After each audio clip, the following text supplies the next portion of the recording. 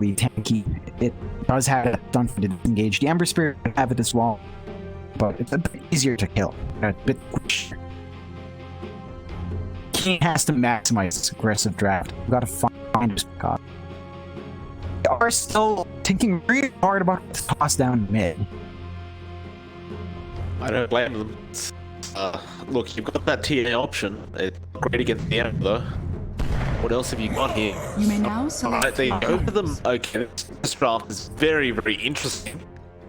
A lot of team fight with that Mars ultimate, right? You've got Mars ultimate into Static Storm, into Dr. Cooldown, into Magnetize from Earth. Like, there's a lot going on. Yeah. A lot of it depends on that Mars Arena of Blood landing perfectly. And we've seen that multiple times when teams rely on this combination with Mario Disruptor. It doesn't feel like the success rate has been too high. So we'll see whether or not Keen can pull it off much more consistently.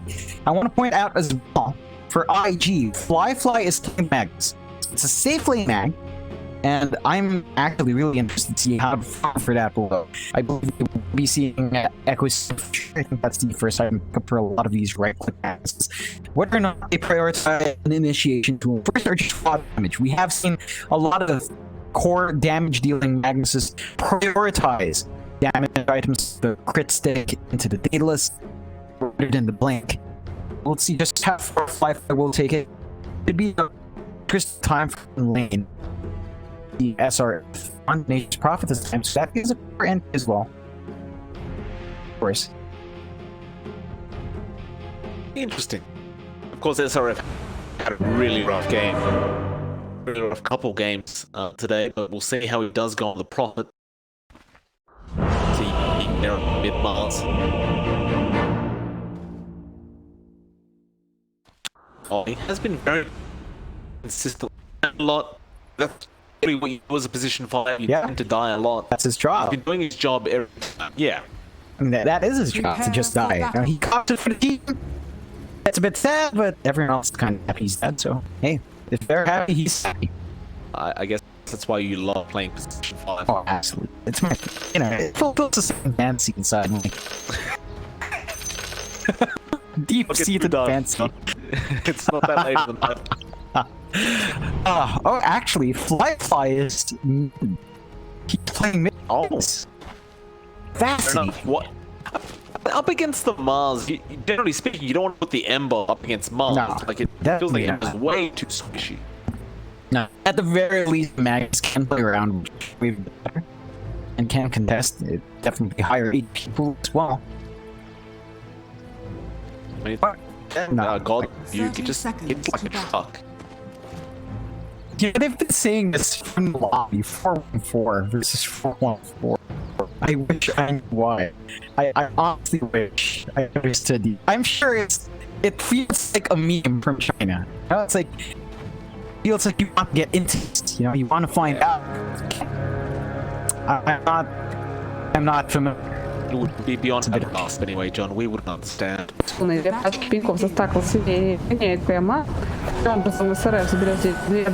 in. Impetus damage is starting to come in on this Earth Spirit. He'll be able to walk away though, just roll away in general. It will be, however, I believe a 3-for-1 trade. Gaming do get the upper hand for these bounties, so nice little start for them on the side of Keen. Of course, they are definitely probably stronger in the early stages, especially with this roaming Earth Spirit that are going around the map. Any little advantages they can get does help. See what we'll see what they can do with this Earth Spirit. I'm intrigued. Of course, you tend to go to level 1 roll. That's the way you do it.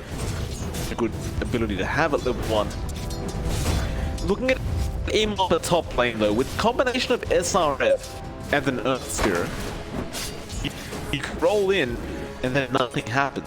Like, you could right click it, the aim will perfectly fine. And now they do roll in, aim is pretty low already. Is he really going to go down as I've said that? He does. First one will go to SRF. Thanks a lot, making me look stupid. He was less than half HP. I mean, you were right there. You right-clicked a couple of times, just enough. Of course, that's a level 1 respect. You don't have too much to play around with. Like, once the flame shield is just on, then it's just a creep. And that is the moment when you should put it at first. So, props to Keen, getting good rotation into push emo. Got a little 2 now, though. So, you just add a little bit more power here. Sorry. Dishing out the harassment, that Blackstone really does hurt more a bit though. Ollie is going to be there. Roll forward on the Earth Spirit. Going to cop a bit of harassment here from Ollie. Actually gets the advance flow as well. Emo doesn't chance to follow those. Looks like Ollie just wanted to make sure he can get a few more clicks off before the ES is on his way. Of course, look over that mid lane. Ying is having a pretty darn old good time on that bars. Currently leading by about 3 last hits. Make that 4 now. Goes back to this God's Rebuke. It's just very hard to go up. As I say that though, Emo about to drop again. Will salve up just in the nick of time. We'll end up surviving. We are of like spirit. Yeah, this is a pretty... This lane is very hard for Emo. It's a dangerous lane for the Ember Spirit. Just very... You mentioned the Aven coming out. Oh. Ollie so is there. He will fairy fire up, but Ollie does go down again. SRF, he just hits too hard. Now Emo going to be chased down. He won't die for this. He will suddenly be in a very uncomfortable situation where he'll have to commit another self. It's going to be a slow start. You know, I love this version coming out from... We talked about that being one in game number 1. They certainly have managed to find their tempo here so far early in the game. Just keeping Emo in check. SRF making up for that tough performance on the term solver. What start here on the MP? So 2 kills already, only 3 minutes in. Ollie, I mean, I said before that Enchantress don't lose lanes, but that was completely wrong. Meanwhile, bot lane, Kanka gets a bit too excited. Does end up going down to the Disruptor. Too far forward. So we haven't really looked at the bot lane much, but Camper is there after JT on StarLadder. Speaking of JT, will move forward with the stun. Bash the Deeps is now available, although the Rocket Barrage is a little too much damage to run into. JT will just happily back down. Just wanted to give a bit of a love tap over to Camera. That'll be the end of that. It's a very different story in early game gaming. They've gotten themselves a good balance of last hits. We'll have to face off against some pretty good hit from Emo, like all things considered. Yes. Farm. Gonna find another kill thanks to the Ghost for falling into Ollie with Emo. Goes for a trade now. Emo's done before low. He does not find the kill with the Sleight of Fist. And SRF still mad fighting the roll in again, and it looks like Emo the chains. It's not going to be enough. What the? Ollie enchants the Treant. Oh my god. It actually uses it, but I have never seen that. That's one right click. One right click and he gets stabbed by his own creep. That is... No, something seems wrong here. Wow. God. What a key from Ollie. Interesting one, John. Ollie gonna get rolled again. And Bottle Smash is there. Ollie should have dropped here and does. Didn't get to enchant another Treant before he died though, so he can't change the Earth Spirit and claim a kill for himself. By the way, King Gaming's making me very upset, John. I've never seen an Earth Spirit so effective in my life. And I'm never playing the hero again, by the way. Good. That I was the problem. Good, that fits a lot. Thank you, Mike. Anyway, it's what a match so far, right? King Gaming feels like they have corrected the issues they had in game 1. Now, they are ahead by a lot of kills. They're not too far ahead for it, and I would like to see that kick up a notch, like King Gaming. They have to be ahead, because these kills, sure, find them all, but you're seeing decent enough farm from these cores that are supposedly having hard lanes. In jungle, no problem. Yeah. That's one of the things though, right? Like you can't always go back to that jungle farm and catch up. Radiant structures are fortified. Even Fly with that empower, it's more than happy to go in, clear out from camps, go back to the mid lane, clear out that wave and come back. Bot lane though, over rotation. Yes, gets stunned up by JT. Stun. He there as he did cop the bash. Now, just gonna want to back out there. I was sitting there in this anyway, so nothing was really gonna come out onto JT. I'll buy a bit more time for Kama to just keep farming up on that gyrocopter. Is certainly eclipsing the farm there on JT. The StarLadder, which is to be expected. Kama is basically having a free time. JT feels a little bit intimidated to walk too forward, so he'll just cycle. Kama will go ahead and pick that up as well to make matters worse. So JT, what's the options here? He's just going to move along the mid lane. They are going for a bit of a gank attempt. SRF. He did rotate in to try pushing that T1 tower a bit. Do you see Ollie and Parker immediately rotate behind that T1 to protect? Even JT thinking about dropping in, winning in. And now the whole of King Gaming's here apparently. Everyone just wants to jump in the mid lane. Parker's going to be the one to get chased down. They do have the Arena of Blood. They still fight in the mid lane. They jump on the madness now. Arena of Blood is there with the spear and Ying. Should be able to find the kill and does do so. Ollie can get himself out of this one. He doesn't actually have a kill. Bottles map connects. The SRF cleans up once again. And they're going for more. Rolled in, they found Shadow Demon. Fair enough. More kills to be had. Why not just find Courier on the way? And suddenly we're in a 9-1 situation. King Gaming with a 4k net worth lead. And they should be able to find the T1 tower. That's exactly what King Gaming, what they're looking for from King Gaming. Like, had all those kills, what big enough to change. Now they've got a 4k lead. Now they've taken that mid-tier 1. They've got the control on the map. They've gotten a good amount of gold. Their advantage. So 10 minutes in. IG, they have a lot of catching up to, and the heroes aren't ready for it just yet. Fly, having a good time there on mid. He hasn't managed to finish our tread deep. Madness is going to be a major factor here. It's going to be a while until the StarLadder is a major factor as well. Lads. JT. Trying to it looks like he does have help in the form of Ollie and Parker. Kama will try to call down the other role in the other once again with the Optus hat. It's just perfect. He might vote Ollie falling very low, but they want to come up to Parker first. They'll find they'll pick up the Shadow Demon. Did I interrupt you? It's a 12-1, 5k net worth lead for King Gaming. They are just looking so darn good. In fact, look at Mars. He has got Arena of Blood up. He'll go off the Firefly, start off with the spear. He can drop the Arena. In fact, he finds the Kura as well. Firefly. Oh, the Arena was late. I know what he was trying to do. He was waiting for the skewer so he could skew into the wall. Only problem is that the wall does take a bit of time to come up. You do tend to miss sometimes. So, JP, gonna fight on the Earth Spirit up. The field will lock them in place. Kaka trying to throw out those shadow poisons. That'll be the end as Ying is back in and has another spirit. He's doing so. He gets locked on to that cliff and he does. What? Did he take an illusion? Bounty's gold given. Why would Couldn't show you, John. interest choice? It's punished severely. 13-110. 6k lead. Keep gaming. For themselves. It's like a whole bunch of different players are here. Let me tell you that. It looks that way. Pretty different from games you see from them. Scrapes away. You're alright, the speed that's latched onto the tree.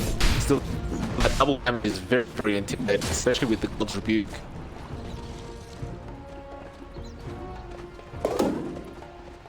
Oh, he kind of lost, it seems, on the enchantment. Like, what do I do here? It's one of those things as well. Like, if you have a bad thing, it's hard to be able to push your team back to a winning situation. Because probably you don't have the ability to do anything to really, like, can't thank you. You need help, essentially, with everything you try and do. You can't just stack the folks. That's one thing you can't get done. Release it. stop the Magnus. There's and JT. It's a decent farm so far. But they need so much more. They need to put this deficit. They need to keep up already for these fights. It's level 9. He's still stepping up for his maelstrom. He is slightly off the guard in terms of network, but that will still not be NP marks. But they've got to hold out a bit longer. Emma. Radiant's Look to push that bot team on tower in. attack. Of course, Ying in the backlines waiting for a target.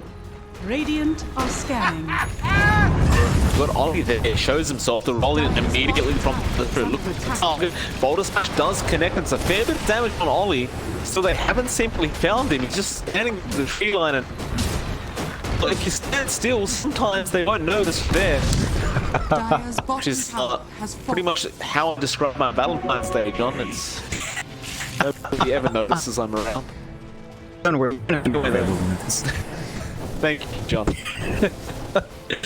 Oh boy. Bot team does go down for free. Team game, they're in full control. It's their game to lose. Definitely is, right? They've got the good farm on their heroes. Their NP is absolutely there. Mars as well.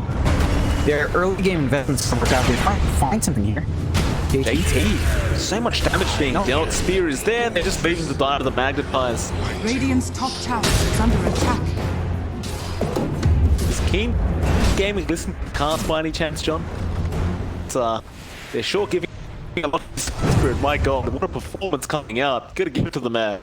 Just connecting on absolutely everything. We said a lot of things about a lot of these heroes. We talked about the Disruptor on favor. We talked about Gyrocopter. You talked about the Earth Spirit, and we talked about Mars.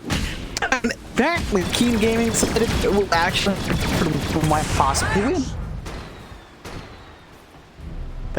Thank you for that, King. Radiant's bottom There's tower top lane is under now. attack. Gonna be the target. Kaka, the only one there to defend. Dire's top I tower. understand they have this this advantage right now, right? Because the Ember's not ready to fight, the Madness is not ready to fight, and well, that's actually a pretty big ancient stack that Firefly is taking right now. But the point is, nobody's ready to actually go in and fight on the side of IEG, so they're just going to continue to claim these T1 towers across the map. And it's just gonna take so long before these fights can break up. Like Firefly, it's an Echo Saber, but that's just an Echo Saber. That's not enough to get. I don't think we've even seen the RP coming out of this mag game. Down bot, they're trying to get a push out, but you see Keen getting ready to punish this. And they certainly will get T's alone. Does have Ollie there, but Ollie, again, not really do much to help JT to get a start. JT gonna roll in. VIRTUS is there. The Spirit holding on to the roll for now. Who's got the magnetizer now goes in, and perfect control coming out. Meanwhile, it looks like they found Parker up top lane. Ying is the one to pick it up on the Mars. And he just TP'd straight down to try and help out in case they needed it. They did not, however. With that 16 to 1, 7k net worth lead to Keen Game, but only goes up. And it looks like it's not stopping anytime soon. The smoke has been bought by our ES. And I still do not have any sort of answer. It's gonna be wild. Like we talk about these heroes. Biggest weakness was being that farm factor. Radiant's Man, just having that slow spread slows down your power spikes. All the way, they did purge up the ES. It should be a nice easy kill on the sport, don't know. He's kind of juking them out. Remnant's forward, but Ying is there. He has arena if necessary. Oh, gonna get out of here. He just rolls out. Emo getting trapped up with JT. They have to be ready to go. Looks like the ES will jump back in with the Boulder Smash. Doesn't roll in quite yet, but SRM is there to clean up with Hammer. So soon. And Ollie just running away. There's nothing else he can do, John. Tip for you. Tip for you. Poor guy. Maybe it's just why you let him play mid. I just leave him. He did well in the last game. This is not paying off for IG. Like, I would actually not mind if Fly was playing this Magnus top. But it feels the players just aren't comfy with the laning situation they found themselves in. RP committed, just disruptor, but a kill's a kill, and he does skewer away just in case the Earth comes in. They purge him up, but he's already rolled out. He can roll in a second. option could be there from Kaka, but he decides better of it. The Mars was vision, so it's a bit of a scary attempt to go for.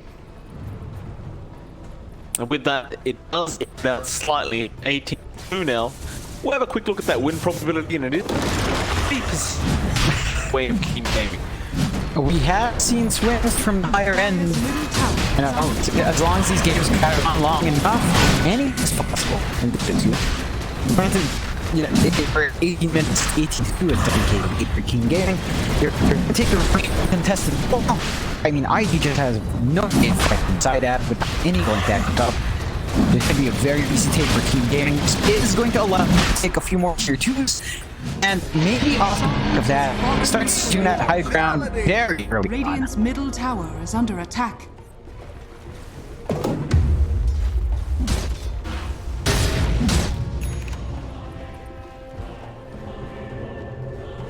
It's like King is going for BKB up next. He might even opt the dev first, but doesn't really feel like he needs the BKB yet, to be honest with you. He hasn't had any trouble this game. He's 3-0 with 6 assists. Top lane, seen by May break out. Scouting begins, they jump on the ES, and they get rid of this man straight away. Magnifies has been popped. Is he really going to walk out here? Yeah, he will. JT cannot find him. They'll kill JT off on the StarLadder, and now they can chase for Oli on Ying. They keep up the vision. You best believe they're going to have the lockdown in a second as the roll's going to come off down in one. Will they even bother? He does, but SRF's already found the kill. But SRF has Maelstrom with a medallion and a Vladimir's. He's had a good time. Let's turn it around. You know, after that last game, you needed to have a good game. And here we are. Complete opposite. Emo. No, he remnants away, but he's coming in. He'll remnant it again, but you have the roll there on point, although barely not. It wasn't long enough, and well, he keeps going. JT stopped to try and save. Middle tower is under attack. Radiant's top tower has fallen. With that, the tier 2 mid going down.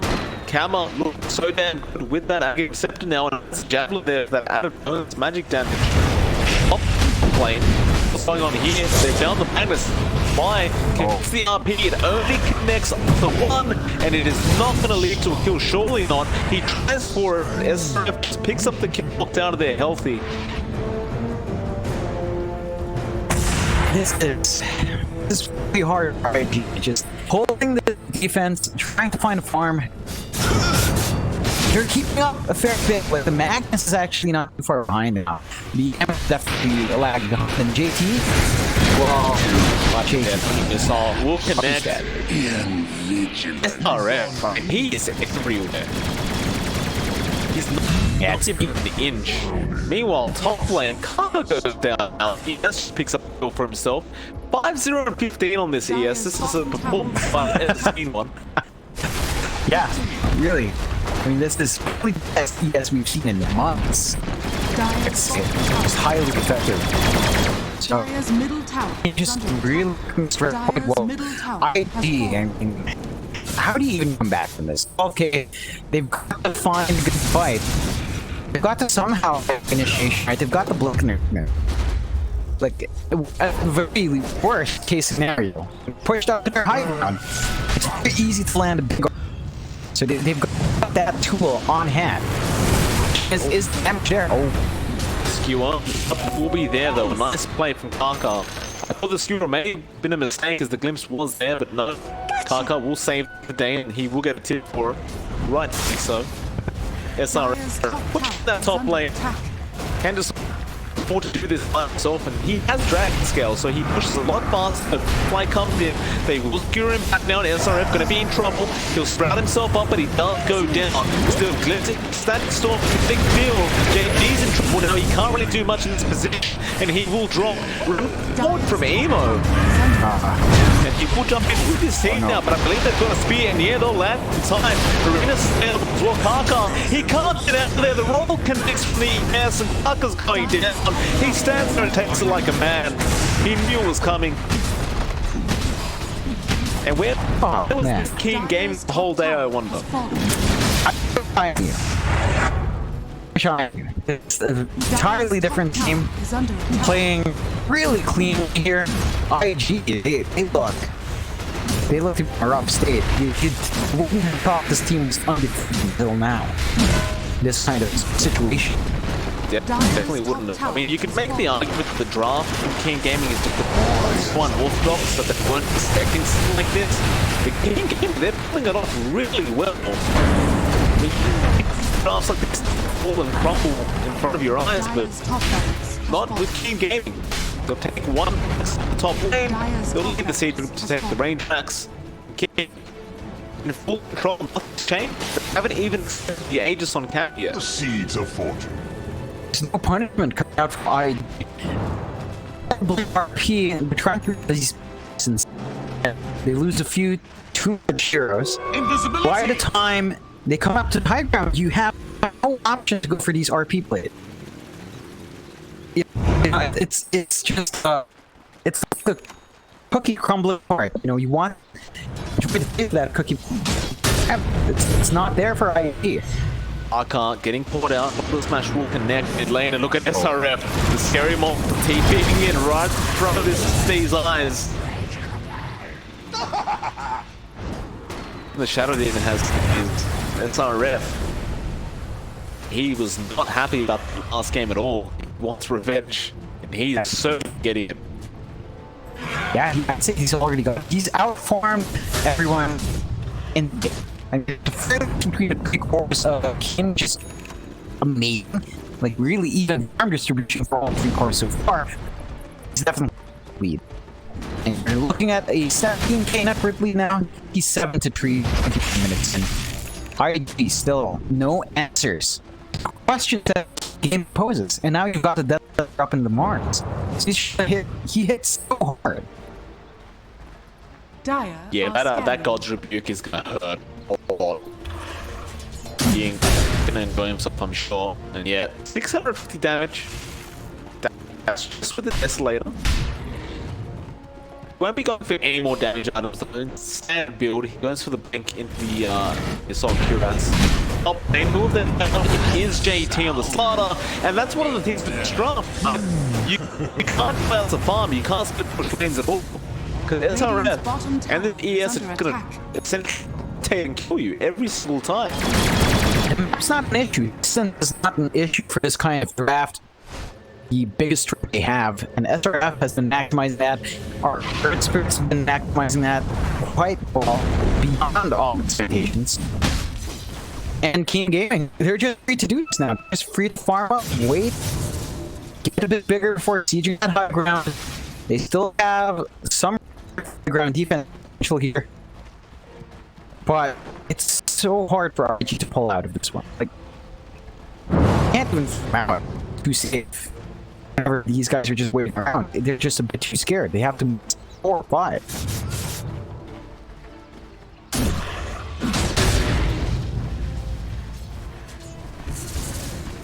Yeah, or rather King Gaming. What's the game plan now? Do we just keep farming? Well, we wait for a smoke attempt from IG apparently, as they are rotating in.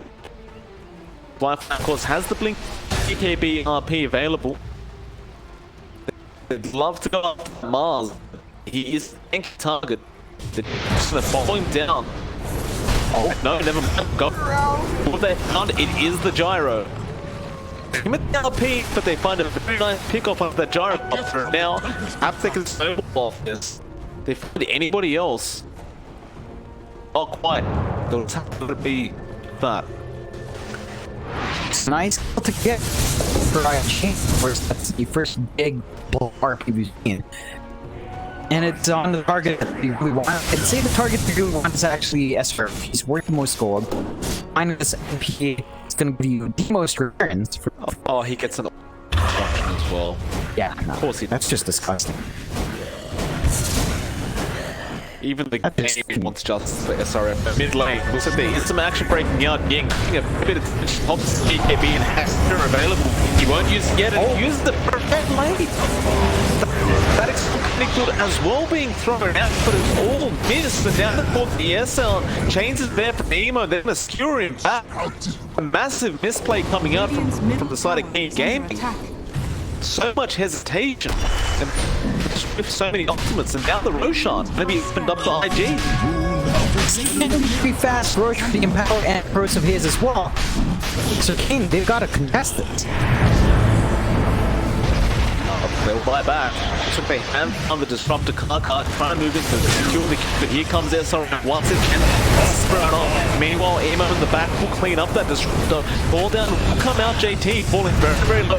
It's killed by ES, and now flying will steal the ES start. Still tanky as expected. He doesn't actually die that easily. In fact, he rolls back in and fly games back.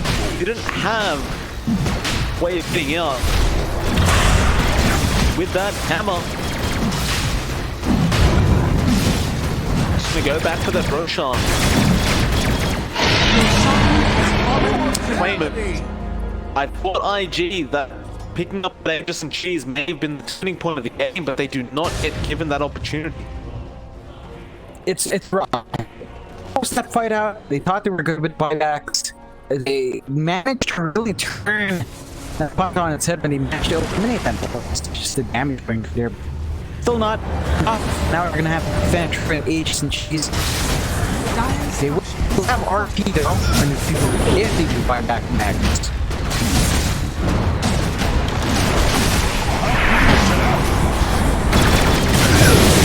Mid lane. Down. Was it killed up by the repair kit? Dire's middle tower has fallen. A lot of drama about this repair kit item that's in the drops. Really tactiles it. Not that time around, the game did not back off. Got the blink up now on King. So Mars will be much harder to manage now. To be able to get that thing sheet, and they still hold on to these big items. Of course, still up, still up. They still have the RP reply, and it's harder to kill with that. It's not super tanky yet.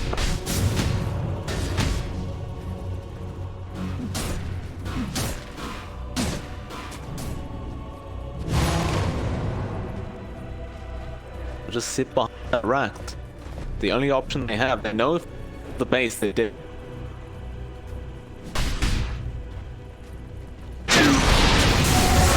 Lifeline, gonna move him. Cooldown is there. Cam is waiting for this.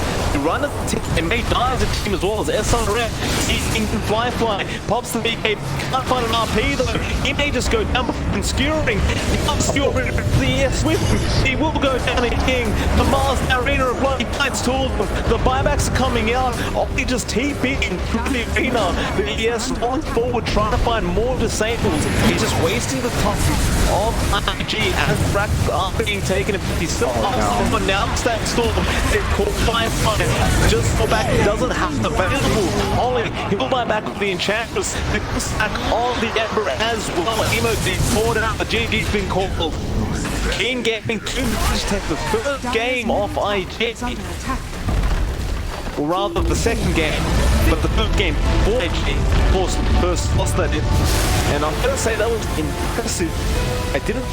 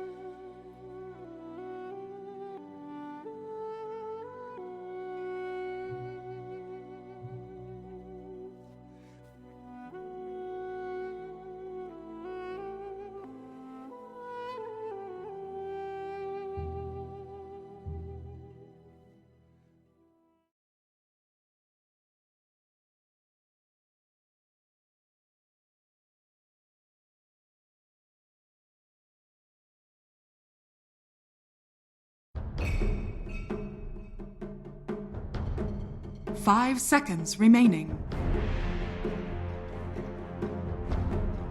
Dire team ban.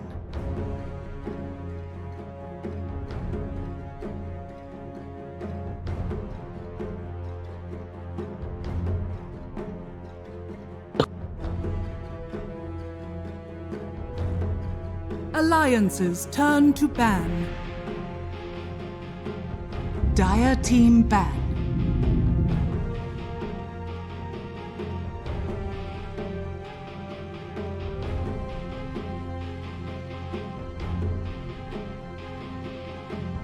Alliances turn to ban.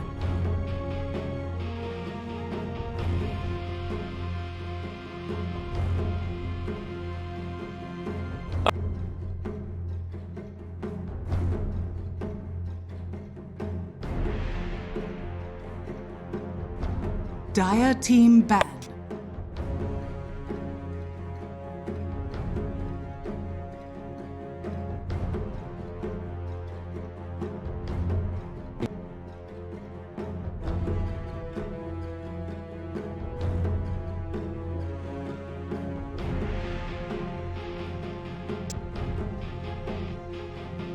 Alliances turn to ban.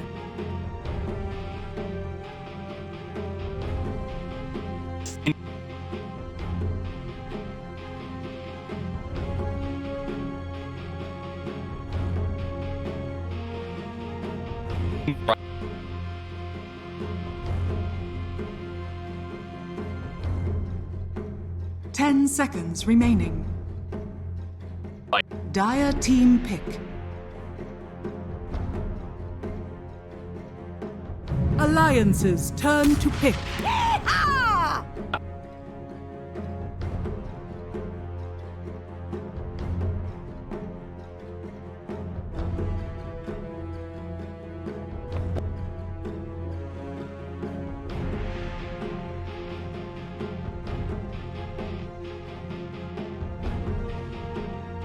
Ten seconds remaining.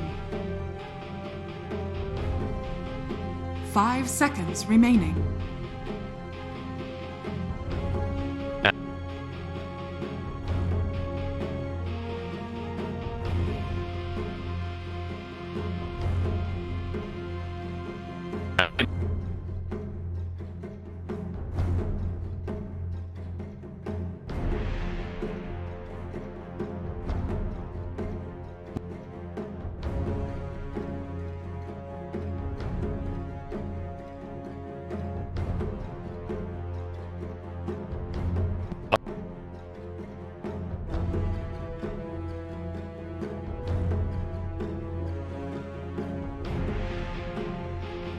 Alliances turn to pick.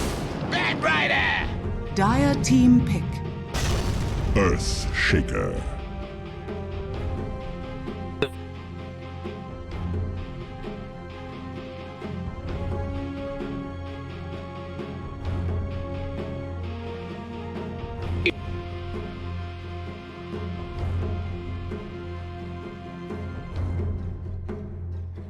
Ten seconds remaining.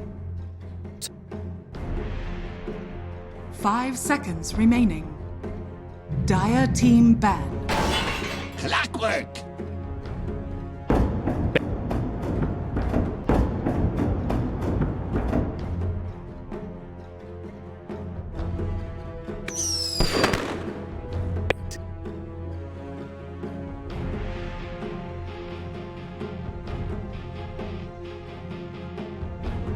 Ten seconds remaining. 5 seconds remaining. Alliances turn to ban.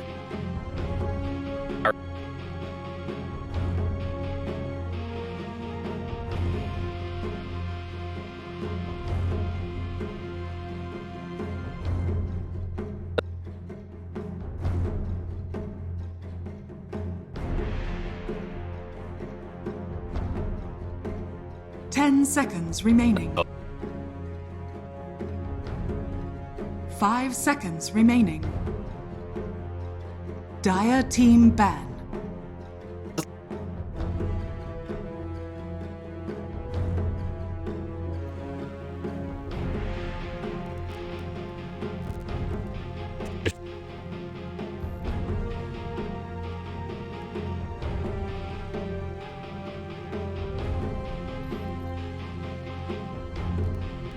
10 seconds remaining.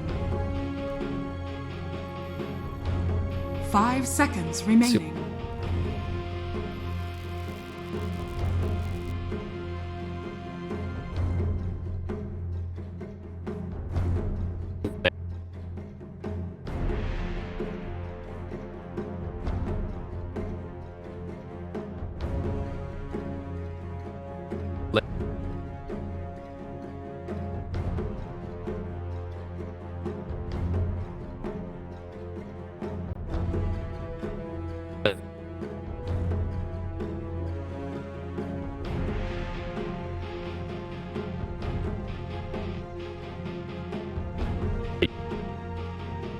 Alliances turn to ban.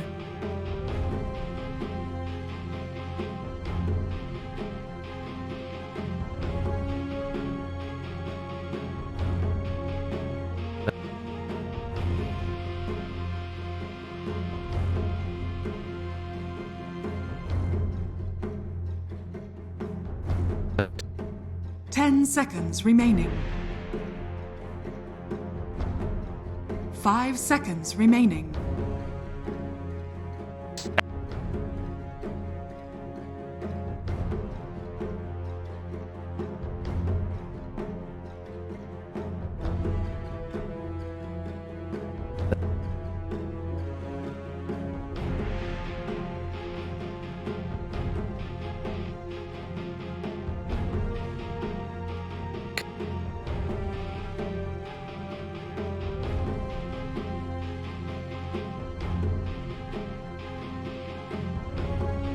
Alliances turn to pick.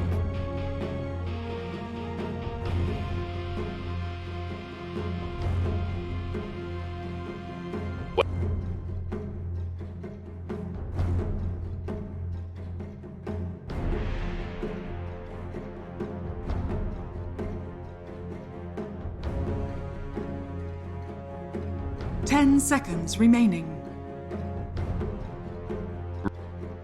5 seconds remaining.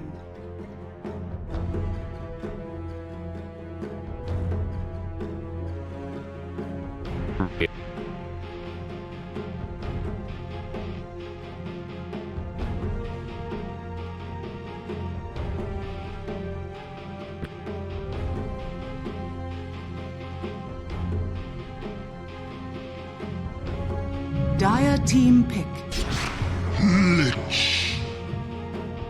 Alliances turn to pick. Slog.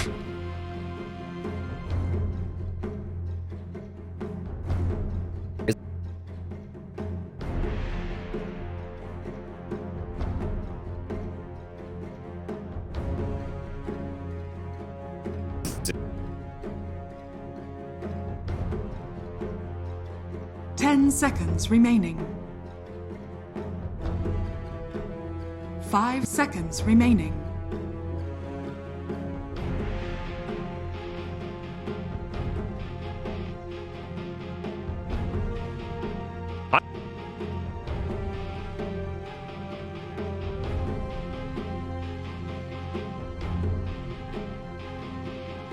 Dire team pick. Alliance. Faceless Void. Omni Knight.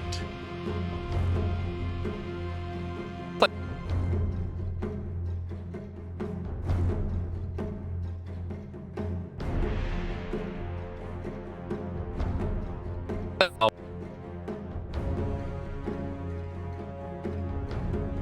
10 seconds remaining.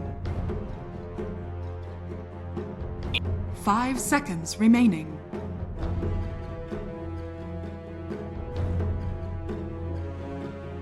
Dire team ban.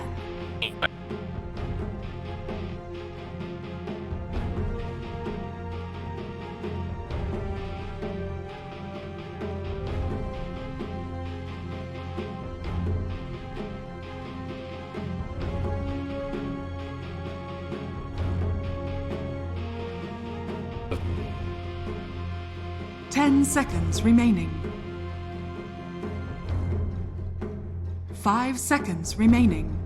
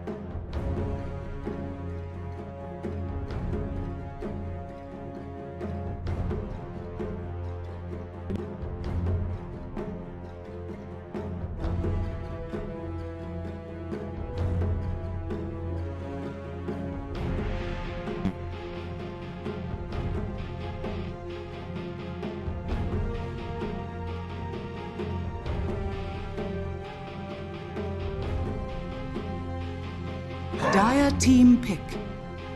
Alliances turn to pick. Imba spirit.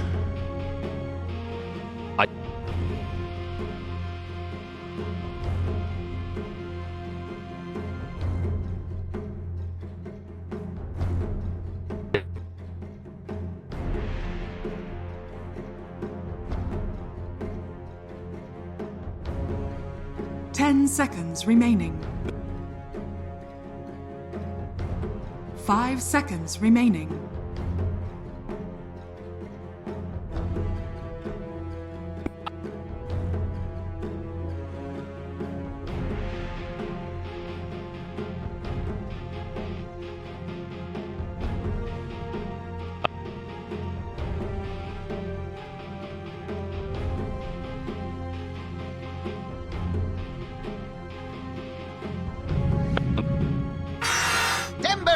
Choose your hero.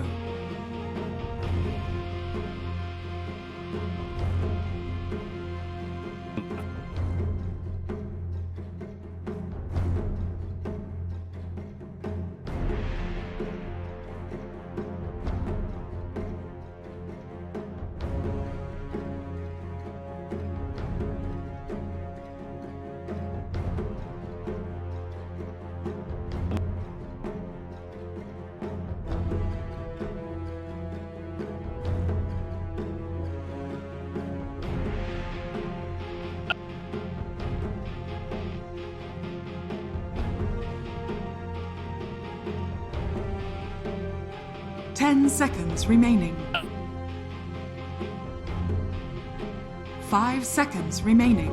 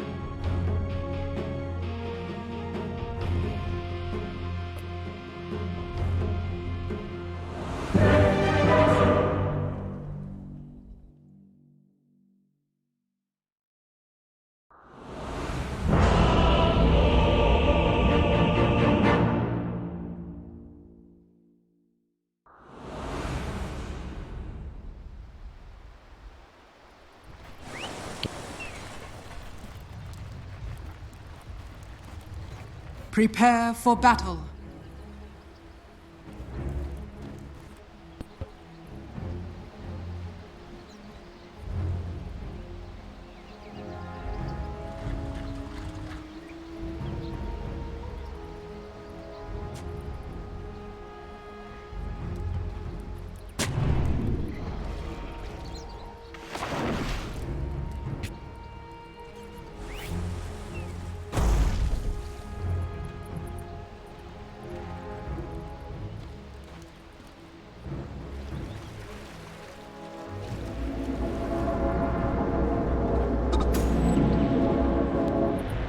Prepare for a lesson. 30 seconds to battle.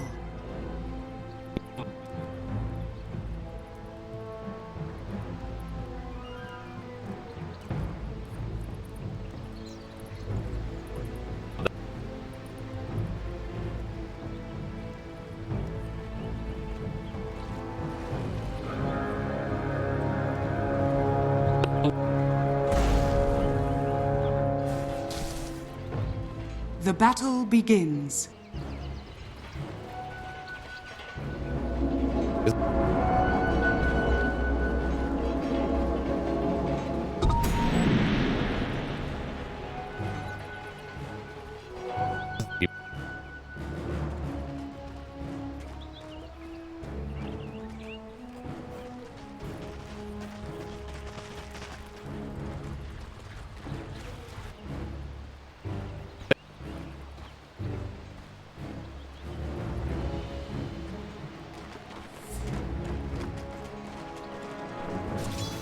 Not what you expected?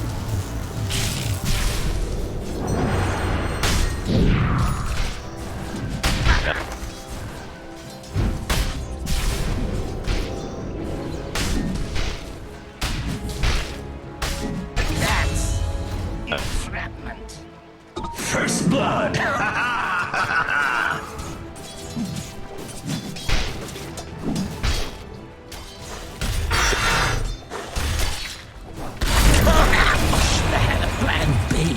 Nobody takes me seriously.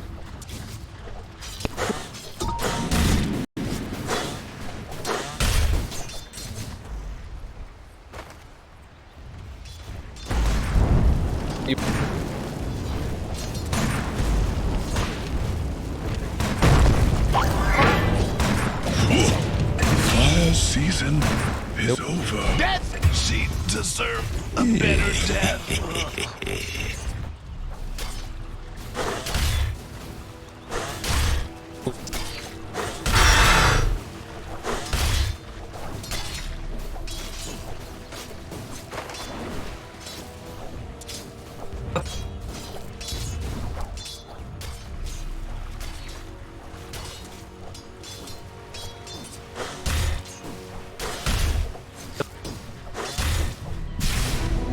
Ought to take care of this fin rot.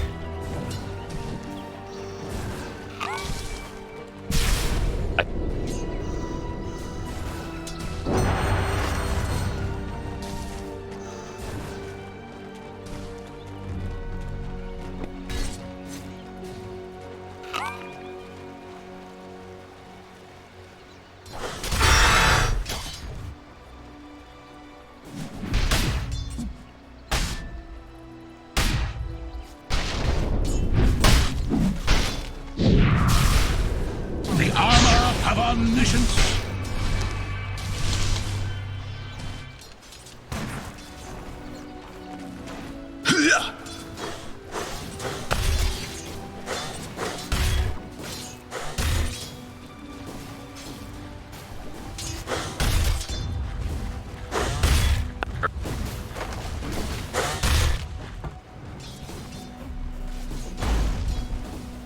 'You can bake even without an oven.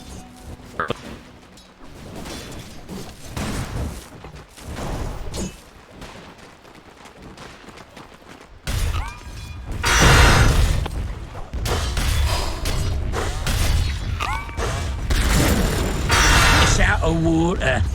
That is one less voice in my head.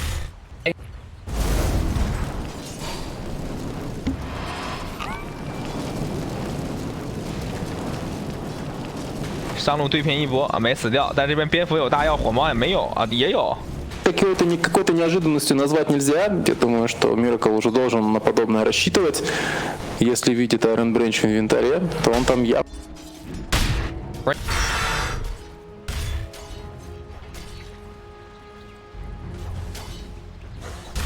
还正常加的3级被动啊，这样可能进攻性稍微弱一点，不抗揍。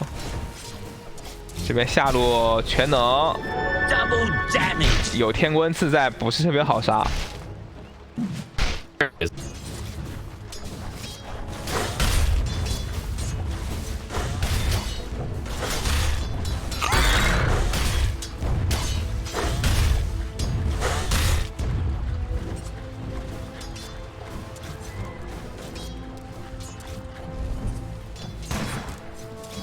Denied.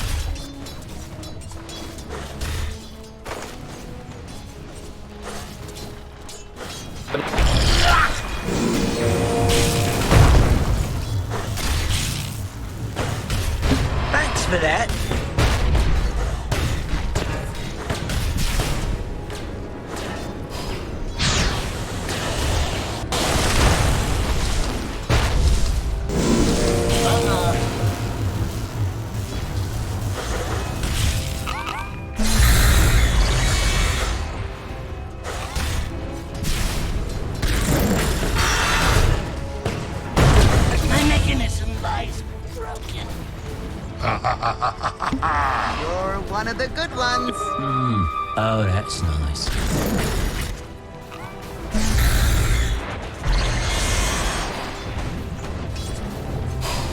Yep. The flame dies out.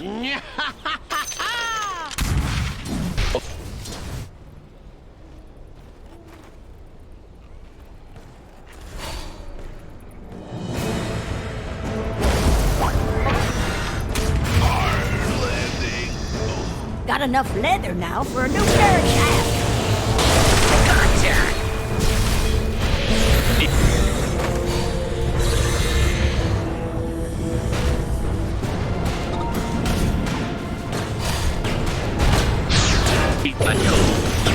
Searing chains.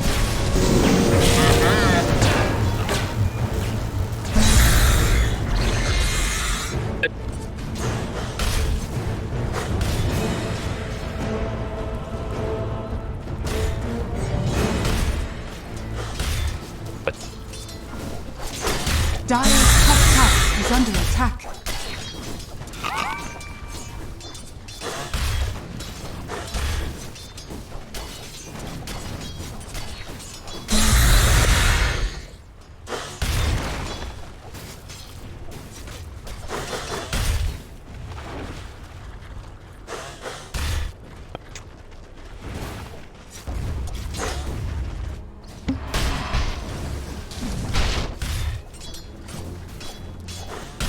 I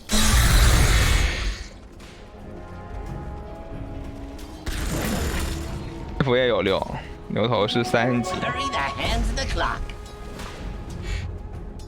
Миракла пробивает. Ну, в соло уже, наверное, Миракла все-таки не должны забрать. Там есть Shadow Dance.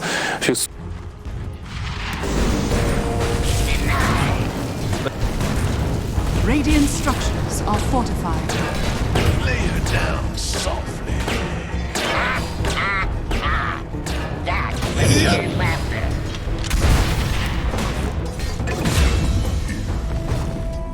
You lose space and life.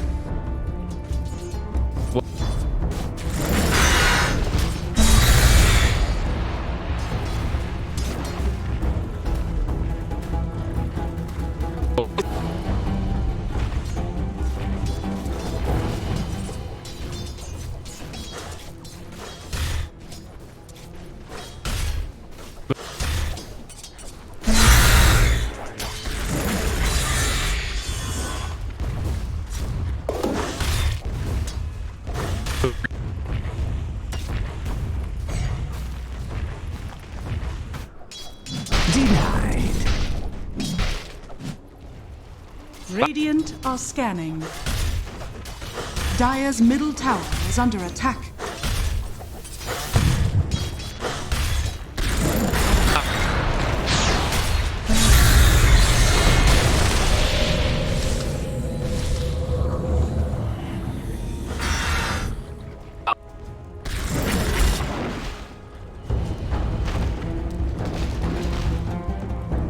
Radiant's top tower is under attack. Boom! There it goes. I'll join you in death, old girl. Fireflies. Fire. And hard. No surprise I am. Benumbed. You wanted out of it, didn't you? I hadn't spawned yet. Your chronology ends.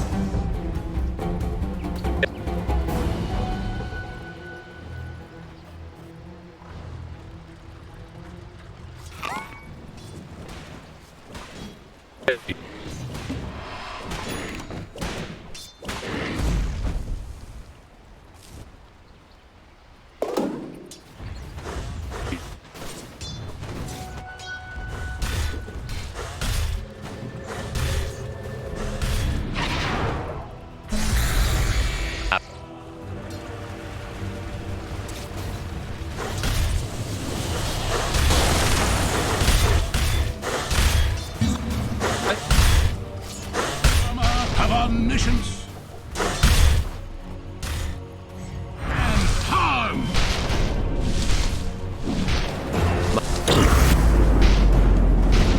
Radiant's bottom tower is under attack. Dire's middle tower is under attack. Dire's structures are fortified.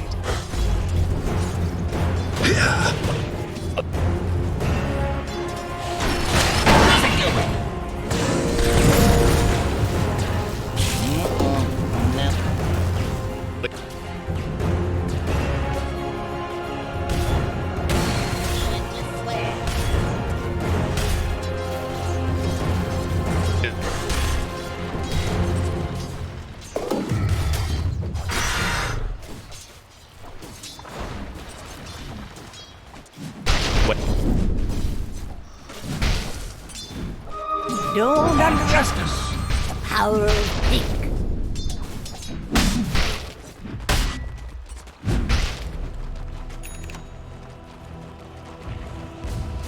Dire's middle tower is under attack.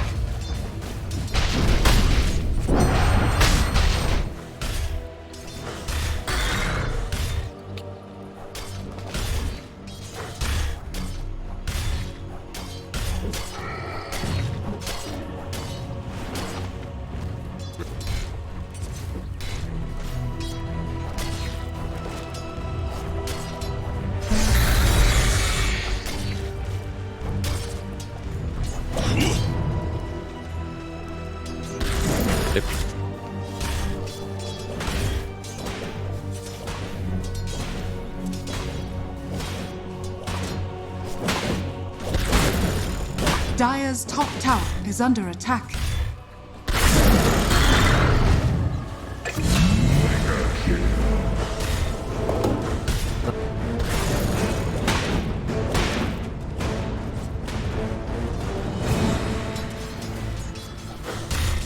Dire's top tower is under attack.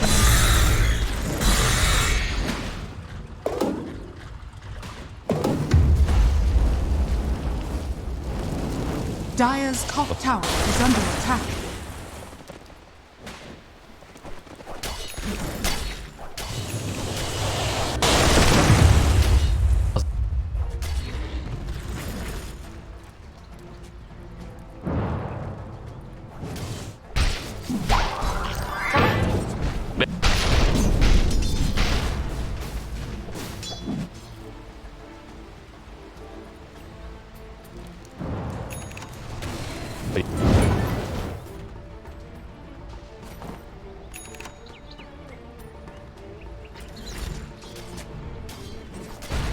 Dire's bottom tower is under attack.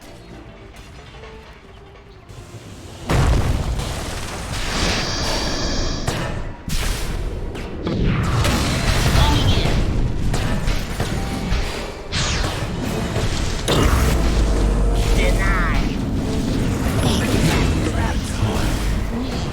Out of my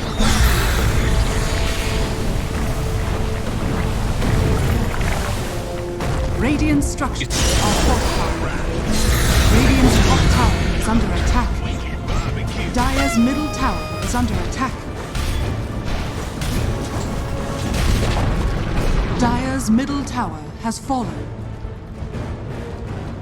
I'll take that. Dire's middle tower is under attack.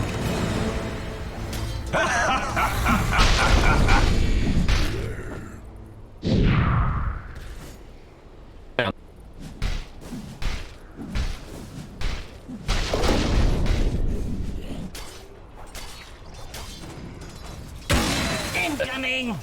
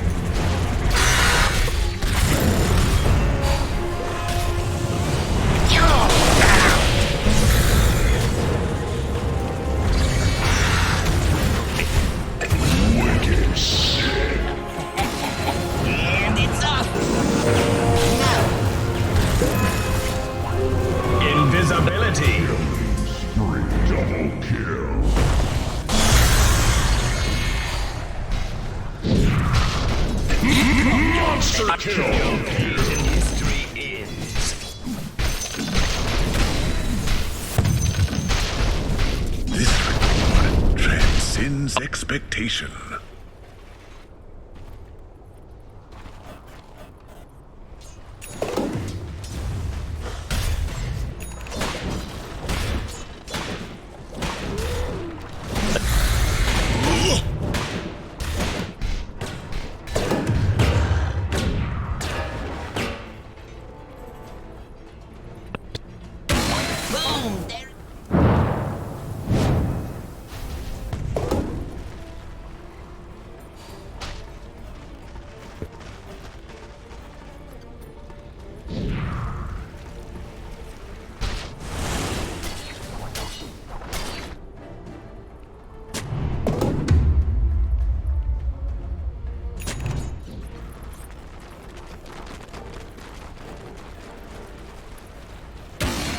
With flair.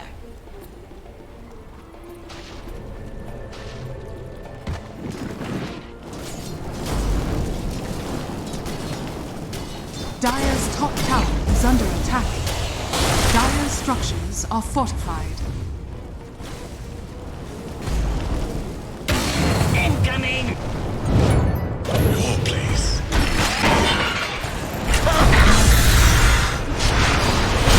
Dire's top tower is under attack. Radiant's bottom tower is under attack. Fans in the fight. Too late.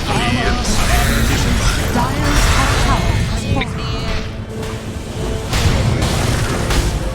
Please clear the way.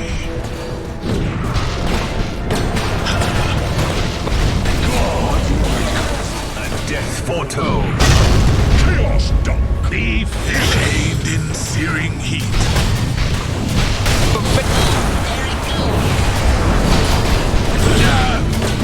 An end of an age. Prepare for a lesson. Radiant's bottom tower is under attack. Arms for the dead. Radiant's bottom tower has fallen. Illusion.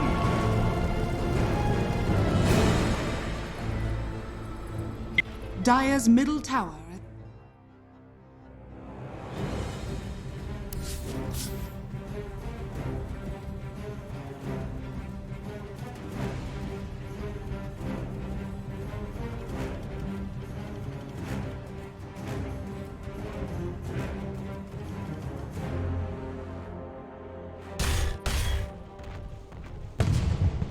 Radiant's middle tower is under attack.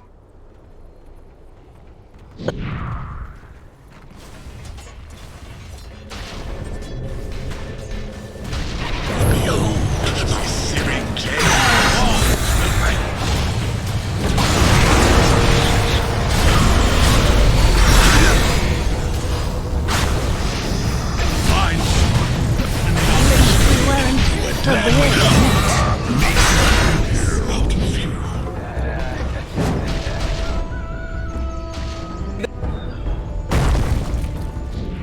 I'll take that.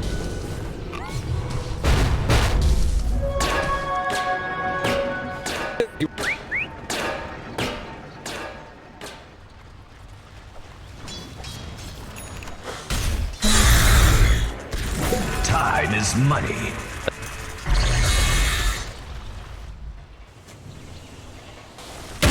And it's off!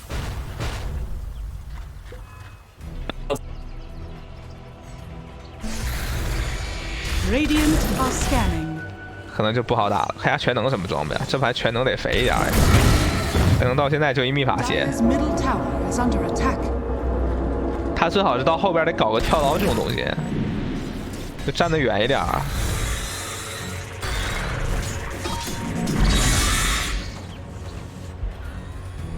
开悟了，开悟了，但是是一个推蝙蝠啊，不是跳刀蝙蝠。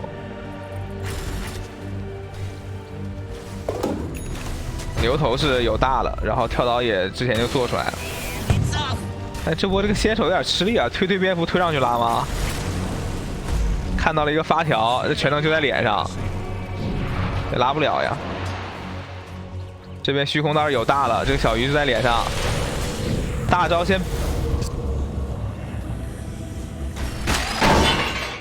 Radiant's middle tower is under attack. Далее еще немного маны, пока живет. Еще один прыжок, не самый приятный. Newbee играет крайне агрессивно.因为刚才其实已经追不上那小鱼了呀。一板，这个微光老奶那边板住了，飓风再过来，一个膨胀，这边吹风是吹了全能，先把老奶做掉，再往里追。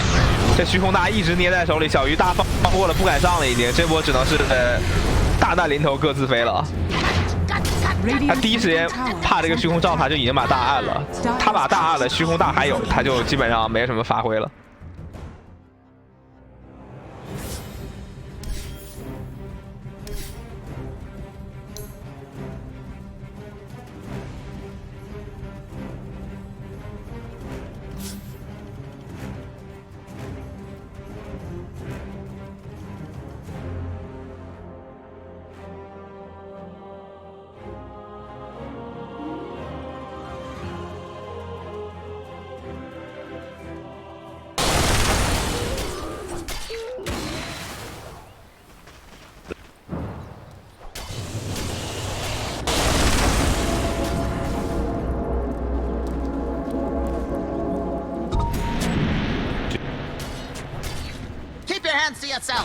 法姆基是吹风之后再出天堂。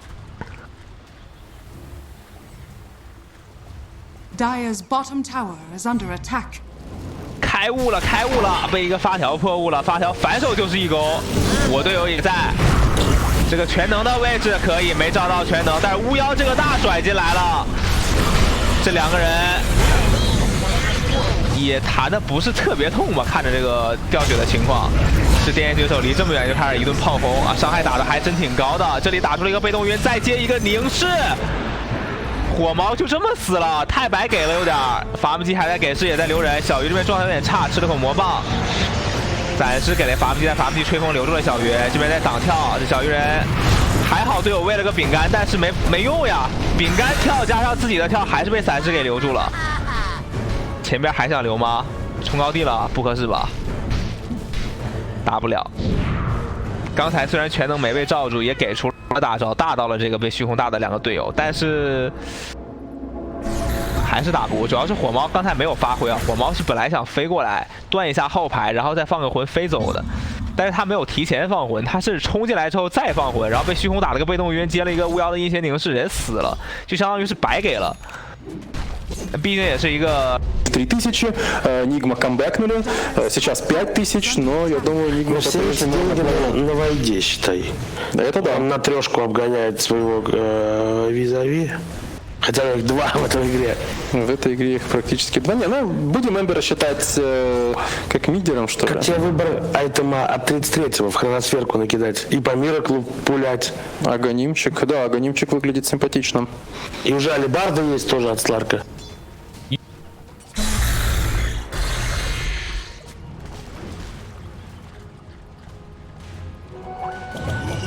Yes!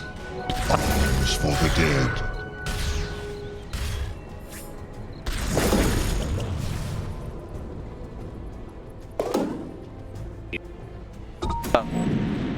还真的挺肉的。刚才之前有2波打团都是因为动这个蝙蝠的手杀的太慢了，然后队友支援过来。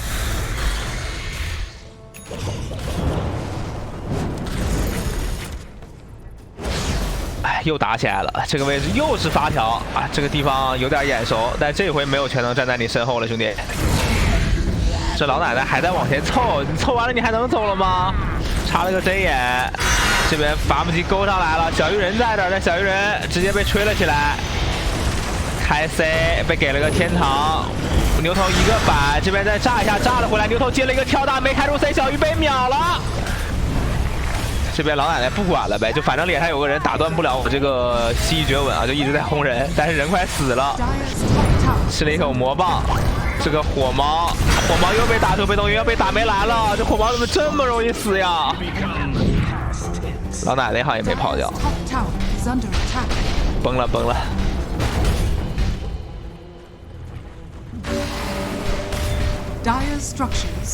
没发挥好吧？这盘火猫看到的时候就是人在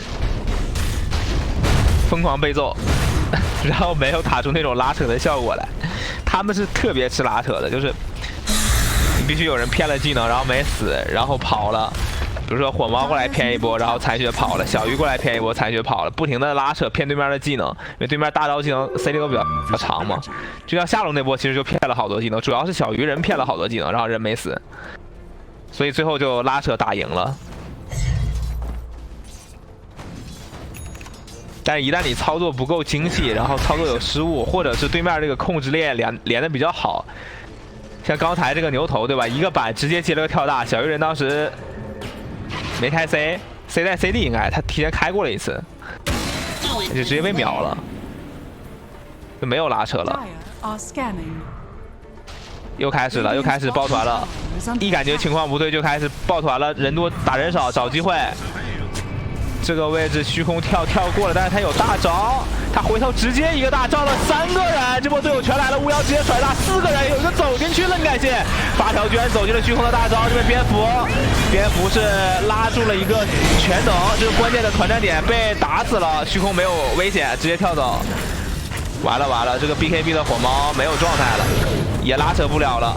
小鱼人呢？小鱼人还有大招，小鱼人开启了大招，被团围住。好像留不住其他人了。这一波本来是开屋来抓人的，就给我来送了个全能。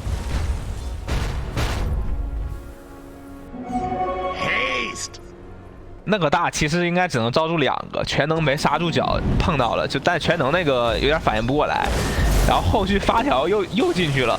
Хрона получилась по итогу замечательная, а тут еще и баттер. Олимп увез там кого-то, по-моему, он не на...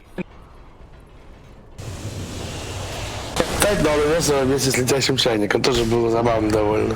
Ну, он по итогу Омнику и навалял довольно много. Прожимаются смоуки, Нигма решили играть уже все, панели пропал, мы будем играть максимально агрессивно, теперь у вас нет хроносферы, мы будем с вами драться, еще раз драться, либо мы победим, либо мы проиграем. Крагикот на Эмбера выпадает.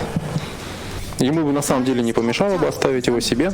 Я думаю, побежал Miracle под Heavenly Grace на Лимпа. Так, диффузы на него. Там форс имеется в наличии, поэтому ты так просто Лимпа не заберешь. Параллельно просто нападение на Джиаша. Джиаш погибает, практически никакой пользы не принесел. Хаслером хорошо здесь закрепляет, прижимается Манта, прыгает на Куру, чтобы тот ничего бы не смог прожать. Так оно и вышло по итогу. Виха идет драться дальше. Только в центре событий. Ханскина забрали. Все, дизайдер теперь. А вот Miracle тоже, судя по всему, должны забрать, подняли его в Юзе, пока в кулдауне. Miracle буквально пару тычек, он не знает, спасает ситуацию, но 33-й не отпускает, просто не отпускает. За Джашем также погоня, его тоже должны здесь будут забирать, и только Виха выживает в этой ситуации. Не могут Нигма ничего поделать. Они идут драться на мужика в кулдаун хроносферы, но тем не менее крайне тяжело. 全能打到29分钟，快30分钟了，才买出大鞋。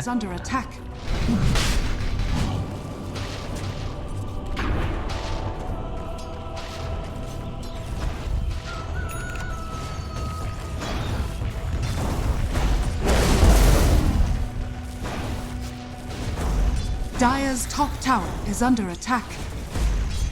前面没打好，前面打好装备会好一点。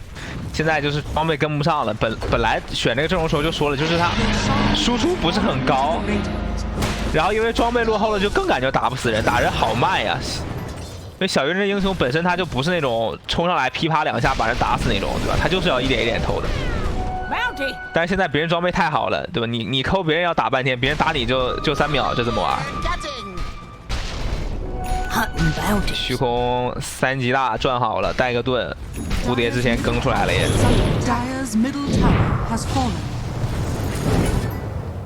为所欲为了啊，不当人了。哎，打出个被动约，打没来了要，又打出个被动约，全能过来赶紧给加了个大鞋，这边差点空大，还有边缘是打出了一个发条，那发条肯定是死了，全能也不想救一个发条交大，而且交了大可能也救不了。上高低了，这虚空虽然没大，但他有盾呀。这小鱼人一上来半血没了，又被板了一下，血全没了，赶紧开大招！你当时抠人呀，4下5下，抠不了了，抠不了了。这边全能大招已经被逼出来了，老奶奶在4塔被打死了，牛头好像一个空大，我看到了。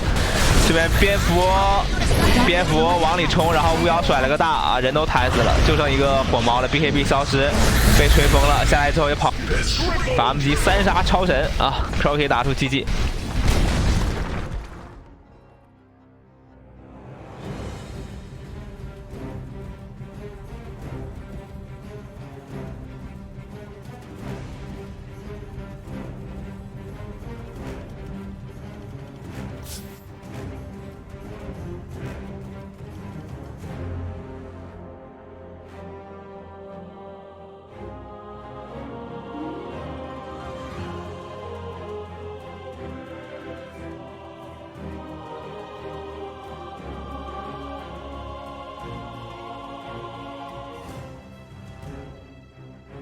Radiant's courier has been killed.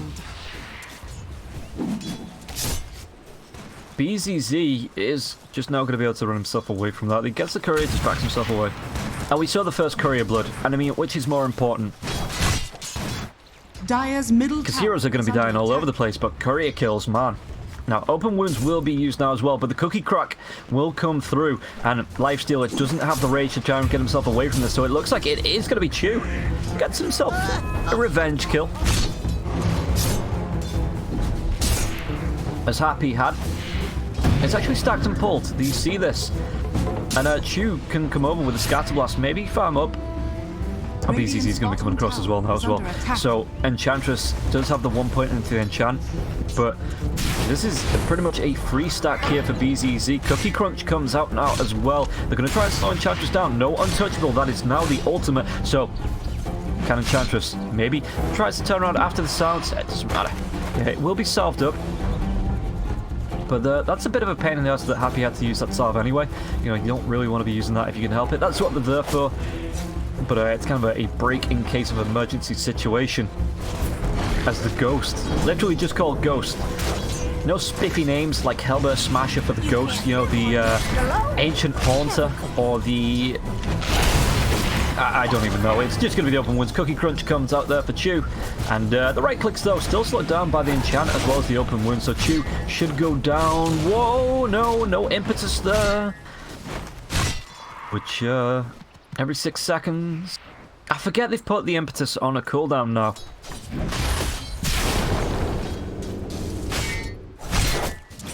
But yeah, if that would have been off cooldown, maybe a couple of seconds later, that would have been another kill onto Chew.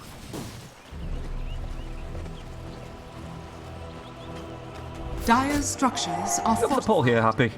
Is it just for the stack? Is that ward in range? It's actually not. They don't get the block off that way. Bit of a pain. However, Scatter Blast is still going to be thrown out on Palintimos. Is it magic damage? It is magic damage, so it's not physical, so the rage will block it eventually. But Happy, trying to do what he can with the 2 points now into the impetus every 4 seconds. 12% damage. I'll hurry my foe to his spiky end. Oh, we've not really talked about this mid lane. Both keeping pace. There are the denies coming out from the Templar Assassin, so I assume there's been a little bit of jungle camp farming here as well for Gibkey. Where's he going to be going? Is level 5. Bottom lane. Is there a fight breaking up? Palintimos throws out that rage.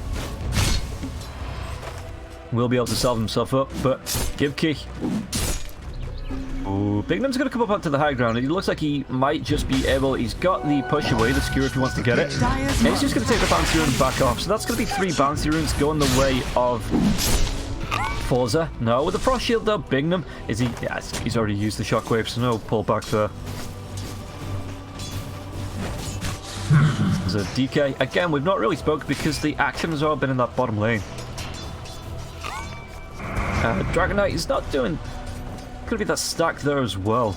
I wonder if Bignum's just going to keep doing this to try and maybe pull this wave in. That's actually really good. If that creep hadn't have been there, that was going to be a really good pull. The Winter Rift actually comes out onto the DK. Just have 2 points into the Dragon's Blood now as well as that Breathe Fire. The chase is going to come down. Frost Shield now, but Bignum, just with his level 1 boots, his starty boots that he got, it's just a little bit too fast.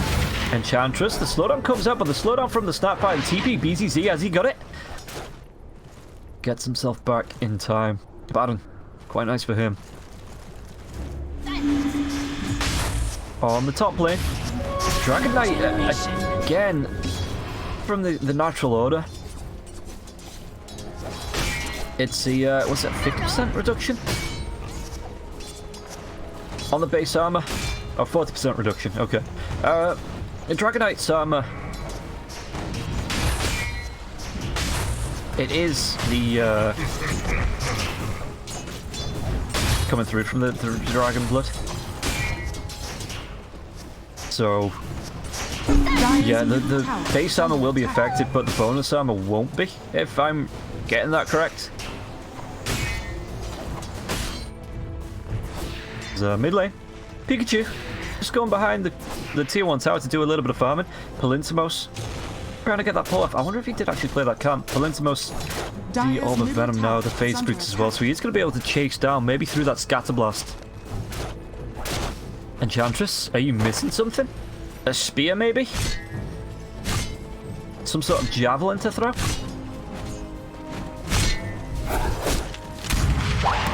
Okay, javelin's gone. Cookie Crush is going to come out onto the Enchantress. Are they going to be able to chase this one down? One more right. Yep, there's going to be the Curse of Avernus. Slowed by 30%. They're going to go for the chase with the... Oh, Chew just gets it, actually.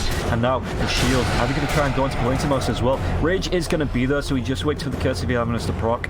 And rages it off.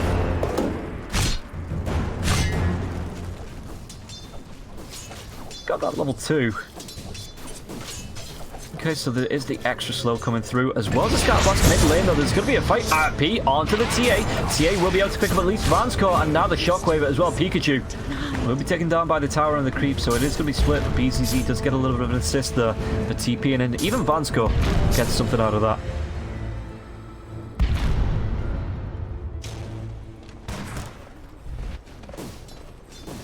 Just playing around this deny. Ah, yeah. Impetus comes out. Is under attack.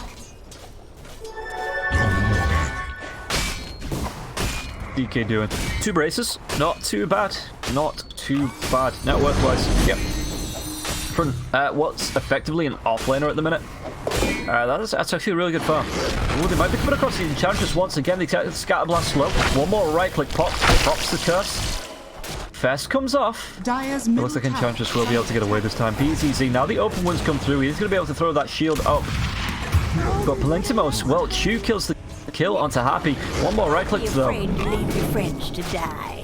Palintimos, yeah, throws out the cookie here, Chew, just to get himself away from the lifestealer. BZZ.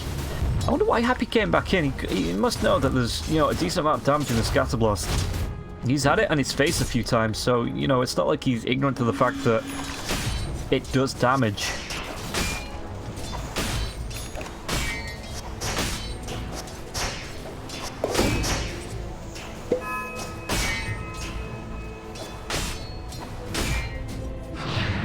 Meanwhile, TA, that's another thing. The DK's got to contend with is the meld, as well as the, more than likely, in fact, the definite Desolator coming out from the Templar Assassin. Spams up goes to do stacks. Lich being given a little bit of XP, but yeah, it's going to be hard for the DK as well. So that's going to be his base armor reduced as well. How? It gets to 100% at some point, right? 100%. Level 4. So the base. And then he's only getting a bonus. It's 12. Fight might break out. And TP up to the top though, the Dragonstone comes out, 19-teen, needs to get down to the low ground, the Magnus TP is actually going to be cancelled. Now it looks like he wants to carry on fighting on the bot lane. I wonder if ET is going to get out. We are going to swap focus now though to the bot lane. Yes, Scatterblast is going to be the DK. One more right click, the Dream Call comes out, and no mana for the Breathe Fire, but he does go down to the dot.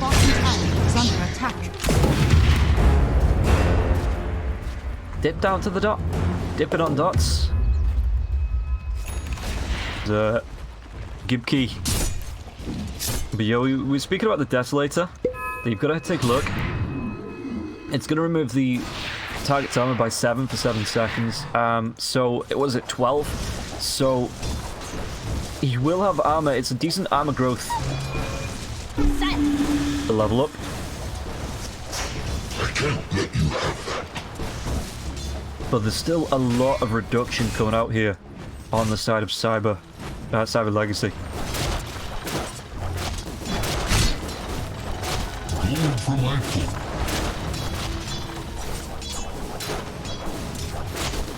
And yeah, you just have a life healer as well. BGG's going to go for the chase on the courier. Not going to be able to get to it. Through the trees. The Palintimos. He's got the javelin now. Going towards the maelstrom. And when he can do this, just move himself into the jungle, find himself a little bit of extra farm for the small camp. It's not massive, but it's like another 7 to 25 gold per creep. When you get the little ones like that, move themselves back into lane. Oh, we need to play safe though. Because there is 3 heroes down here for Forza. Forza, are they going to try and die on Palintimos? The harass is coming out from Chew. The Kush comes out onto one of the creeps. And now Vasco from behind. Rage is going to be there at the bottom time now as well. The Infest into the Siege Creep. He's taken out with the Frostblast, and now the Gaze back as well. There is going to be no Rage, and Palintimos is going to be able to get himself away from this. Splitter will be used now as well, but the Chain Frost bounces out through the creeps. Takes down Palintimos. Multiple kisses are going to be there as well. 19 team did come in, and Bignum, he was just barely too short, those kisses.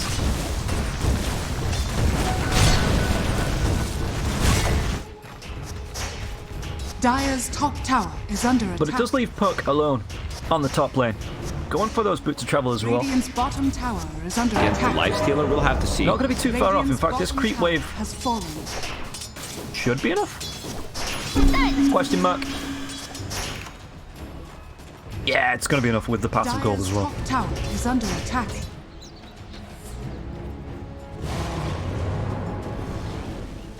Gamekey, they have the vision. Do they have any way to deal with him? They do not. He doesn't have the blink, but he can skew it forward onto Palintimos if he wants to go for the RP as well. Okay, maybe just waits for Palintimos to get aggressive. Puck's going to shift lanes here now as well. That tier 1 tower is down. So it's a lot less safe for Palintimos to be farming there.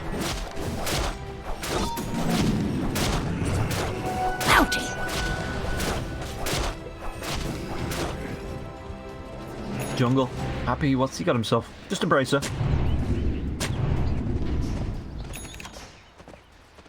And he's still really fast. I mean, the Ice Rock can't decide what he wants to do with enchantments of speed. 374, which is brown boots. I know she has the bracer as well. It gives a little bit of agi. But that's still quite fast, 374. When you look at, like, the DK, who's got power treads and is only on 358. But I suppose that is one of its strengths. The Cookie Crush comes in, but it's going to be off the mark. Palintimos trying to defend his tier 1 tower, but it looks like BZZ and Chew. Again, this is how Forza started yesterday. They're just like, we are going to fight you from minute 10, and there's nothing you can do to slow us down. You either fight us back, or you lose the game. But speaking of fighting back, oh, actually, Templar Assassin has a Desolate. He's going to move back into the mid lane. DK doing what he can. It's actually a really nice push potential coming up from the DK as well. Once he starts to get up on the Elder Dragon forms, can start spit damage.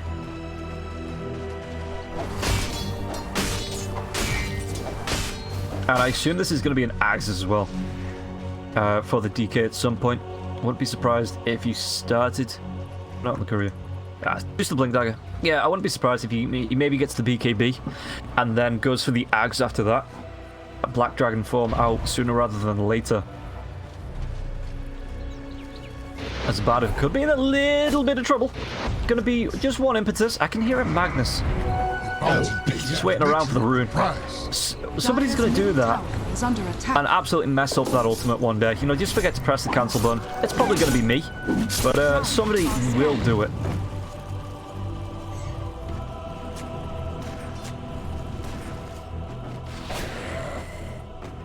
Meanwhile, Pikachu, again, he's actually going to be getting a quick blink. It's going to be a 60-minute blink dagger desolator.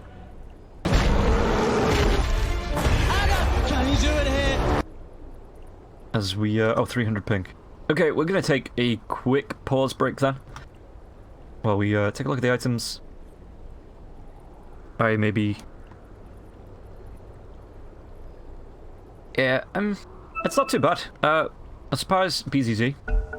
Well, no, there's no real melee hero that's got agi to give the poor man shield to, so that makes sense that he'd keep that. Stomp. Is he going to be able to get there in time? He's not. Oh, if he'd have thrown it right on top, he was trying to throw it into the DK's path. But Bignum, that he just stopped and TP, like instantly stopped flat there and just TP'd away. Really good reactions there for the Dragon Knight. Lifestealer, Lintimos won't something to Vanscore. There's going to be the gaze. Are they going to be able to get Vanscore out of here? Because DK is just like, fuck, stop this, I'm out. Yeah, Chain Frost doesn't pass to anything either. Frost Shield, not the greatest thing in the world. Chappy Arby does come in onto both of them. There's still going to be the Mortimer Kisses as well. And now with the Infectides forced out Palintimos. Earth Shake, Earth Split comes through now. Bignum got to give himself away. The Aphotic Shield is going to be there. Palintimos is going to be able to get himself away from this. Lots of right click damage coming out from Pikachu. One more onto Chew, and that will be the death of the Snapfire. The trap, it might even be that, yeah. Chew knew he was dead, just turned around, threw out the Scatter Blast to slow down. Pikachu, what did he take down BZZ? What? Why? What was he do? Alright, yeah, sure. Fine. That's cool. Whatevs. BZZ, you just do whatever. Swiftly to the temple's defense. As Pikachu's got the haste rune now. He's just going to be able to clean up. Magnus! Oh, Magnus, mate, what are you doing? Just look at this. Skews himself up to the high ground. The trap is going to pop, slow him down again, but Palintimos is going to be there. Ooh, the Dragon Tail will stun. The Cookie Crush gets out 19 team for a few seconds at least, and now taken down, killed off, reduced to ashes. An ex-dragon has now Shadow Legacy. We'll just be able to look towards the Roshan pit.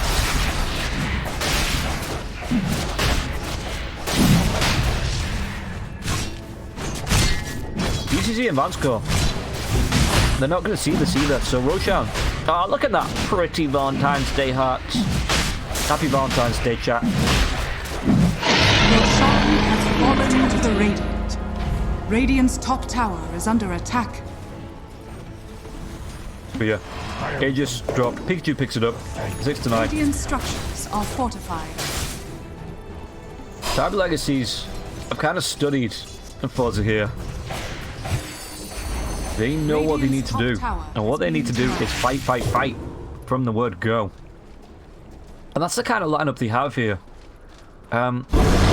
Just trying to outfight Forza, which is, you know, it's back and forth, but it's working when they do commit. Interesting. Dire's top tower is under attack. Vampire Fangs up. I wonder if they give that over to the Lifestealer. Are fortified. OTA. Was that? Did he RP'd, but it looks like the side blades cancelled off there, so he wasn't able to blink himself up for that RP. Oh, that was just absolutely gutting for the Magnus. As BZZ going to be chased down now. Bignum doesn't go for the stomp just yet. The right clicks, there's going to be the borrowed time. Trap to slow him down. BZZ, do they carry on going? Aphotic Shield, but yeah, it looks like I literally just flicked back to it to see what happened, but TA was here.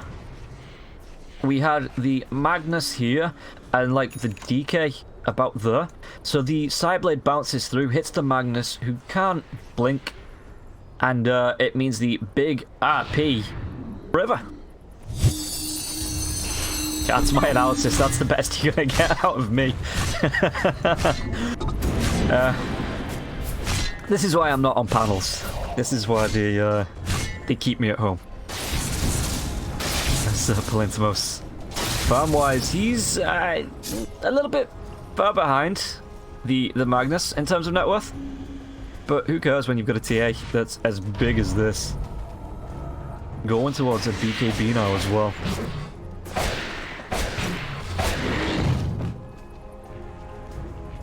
Dire's bottom tower is under attack.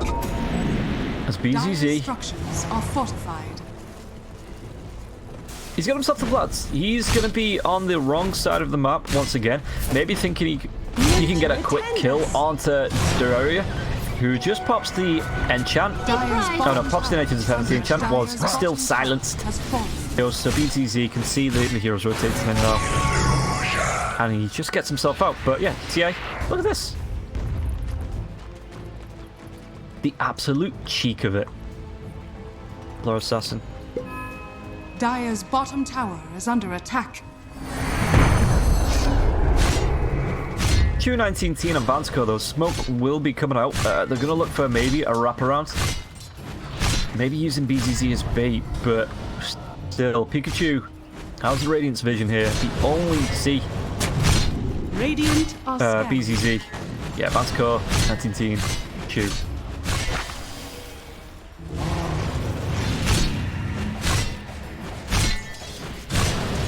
They are still, and I mean, again, both teams just posturing on this. Pikachu is going to come forward, but you can see behind, there's 3 heroes that fall with the Infest. Both teams just waiting for the other to break out and fight. Oh, the trap comes out now as well. Key. Good. Dream Call is going to be an excellent one. It catches 2. The cookie cancels the skewer, actually, and that might put Gipkey in a whole lot more trouble than he was going to be in if he'd have got the skewer. Now, wait, the split up comes through. 19-teen, a right-click Pikachu. Who says Pikachu isn't a physical damage type? Dire's bottom tower is under attack. Steps up now onto this tier 2 tower. Just look at this 10-9. This TA, 5-1 and 3. This is the TA that I was talking about. This is the TA that just looks like it's ready to drop traps and kick ass. BCZ comes in with the Aphotic Shield. It's going to be popped away from Pikachu. Pikachu does still have the Aegis for at least 30 seconds. Gibkey, I swear you're going to get stunned or stopped at some point, and you're going to mess it up again.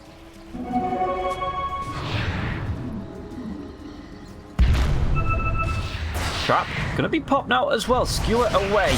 Now BCZ's going to be able to come in. He does have the borrowed time. That's going to be... it's quite good for him. Just, you know, friend. I'm focusing on that TA way too much. It's one of those that you want to see the plays that she makes. As Magnus. The Blink Dagger odds an AC, which is really going to help out with the minus armor coming out from pretty much half of Cyber Legacy's team. Dire are scanning.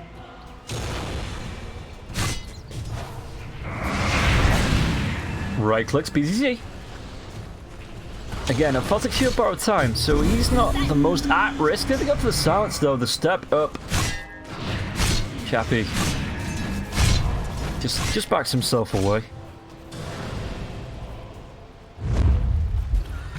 So we're going to be getting a smoke. They're going to try and look for a fight on this here on the side of Forza. It looks like they maybe want to be going in deep again using BZZ as bait, but this time it's only going to be the shard golems that are around. Meanwhile, the side of Cyber Legacies, they don't care. They're like, we're ahead. You want to fight? You come to us. Meanwhile, we're going to be taking your towers, going to be taking objectives. Enchantress is back. There was an Infest. Who's that in? It's in Pikachu. Maybe now they look for the fight. Gibkey, he's going to go in. He's got the skewer off into the RP. The Infest comes out. Multiple kisses are going to be there for Intimos. Not going to be taking any damage through the ridge. And now Pikachu just right-clicks down Gibkey. And now Chappy backlines. Dream Call's already gone. It looks like BCC is being chased away by the ET. But meanwhile, back in the trees, Pikachu. Avengrerls going to be able to kill a Fans Core. And now Chappy, who will be a happy Chappy, getting the kill onto 19-teen. 3 heroes dead on the side of Forza. They were in such good form yesterday up until Gambit, and I forgot about this. Bignum might actually die to BZZ here. He's being chased down. Pikachu is going to be coming back. Borrowed time is still there. Pikachu's got no blink. Top tower is under attack. But I guess Bignum was just buying time, because look at this. Look at this. No, he's just got the Blightstone.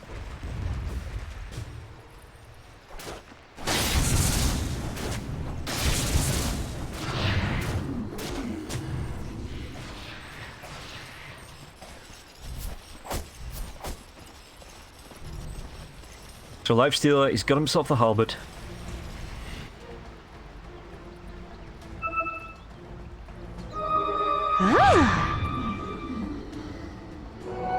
Also, yeah, chat, for anybody asking, you get 3 agility on a bracer, so 6 agility there. So yeah, that's what I'm talking about when I said the Enchantress. It's great for the strength, but also that bonus agility. It's going to benefit on the move speed.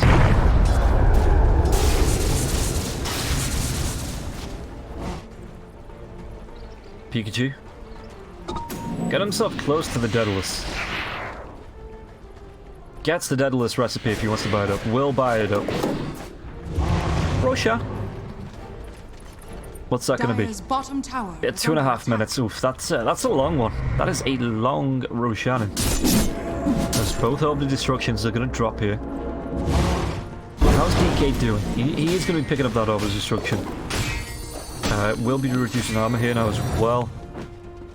Right clicks. Actually going to be getting a habit of his own, maybe to try and stop the TA. Because she's just destroying fools left, right and centre. Chappy, Blink Dagger starting on the Ags. Yeah, most of the way to the Ags actually. They might be able to pick up. No, Gibkey's going to be able to get the TP. No! Or if you just straight drop the Dream Call there after the Blink, that would have been able to catch Chappy at Gibkey. What am I talking about, Chappy? Chappy's gone. Chappy was the blinker. He can't catch himself. Dire's top tower is under attack.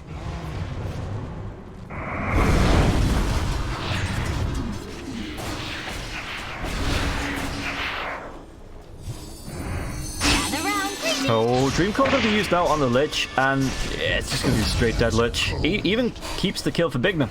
I'm sure that's what Chappy wanted, building towards the Aghanim Scepter. Yeah, Bignum, you just come along, you take the kill. That's fine. You take the kill. You secure it. That's absolutely fine.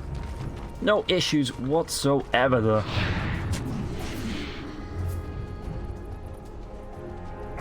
We cannot see what's... Dire's middle tower. Have to do it the manual way. What's coming out? 4 staff. Those are drums. So Happy Deloria can start building towards Hurricane Pack if she wants to.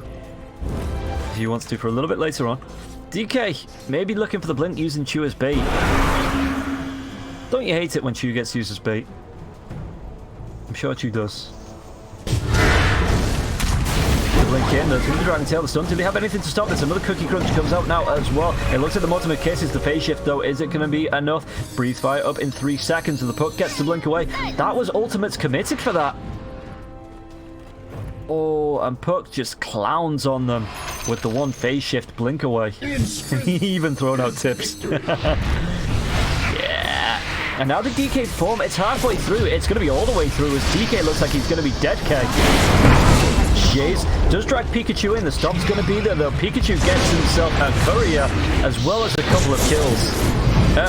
It was a courier double kill as well as a double kill. And now the skewer back from the RP. I think they're going to be able to do anything. Pikachu with the BKB, but they are going to be able to take down Bignum. Blink away from Pikachu.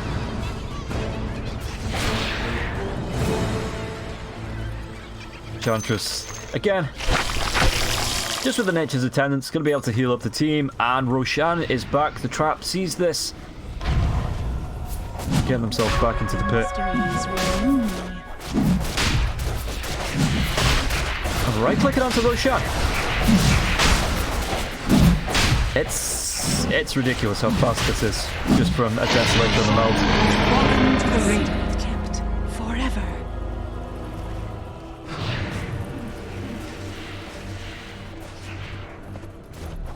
Come get healed. So Chappy, is that the Aghanims? Is that his courier? Is this his courier? This is his courier. So it is the Aghanims. Hurrah! Meanwhile, Snapfire down in the bot jungle. Trying to do a little bit of farming of her own, looking towards that 4 stuff.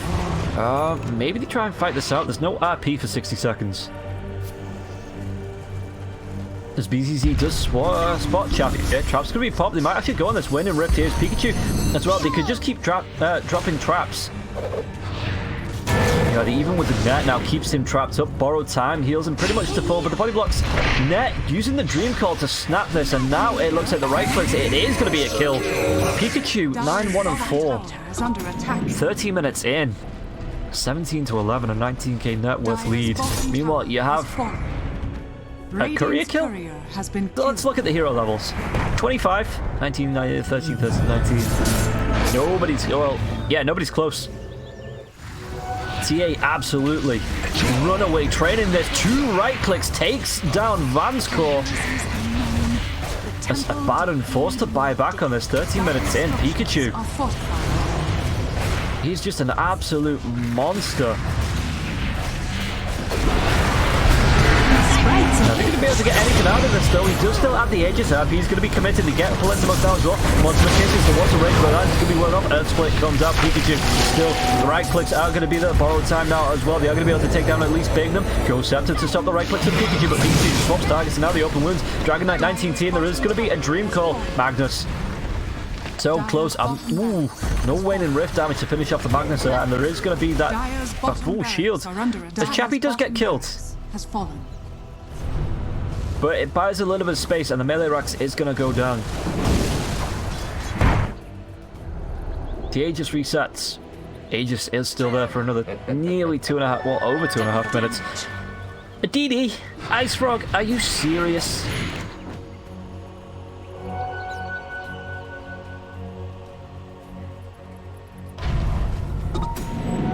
Arms for the dead. Like, she got just straight MKB.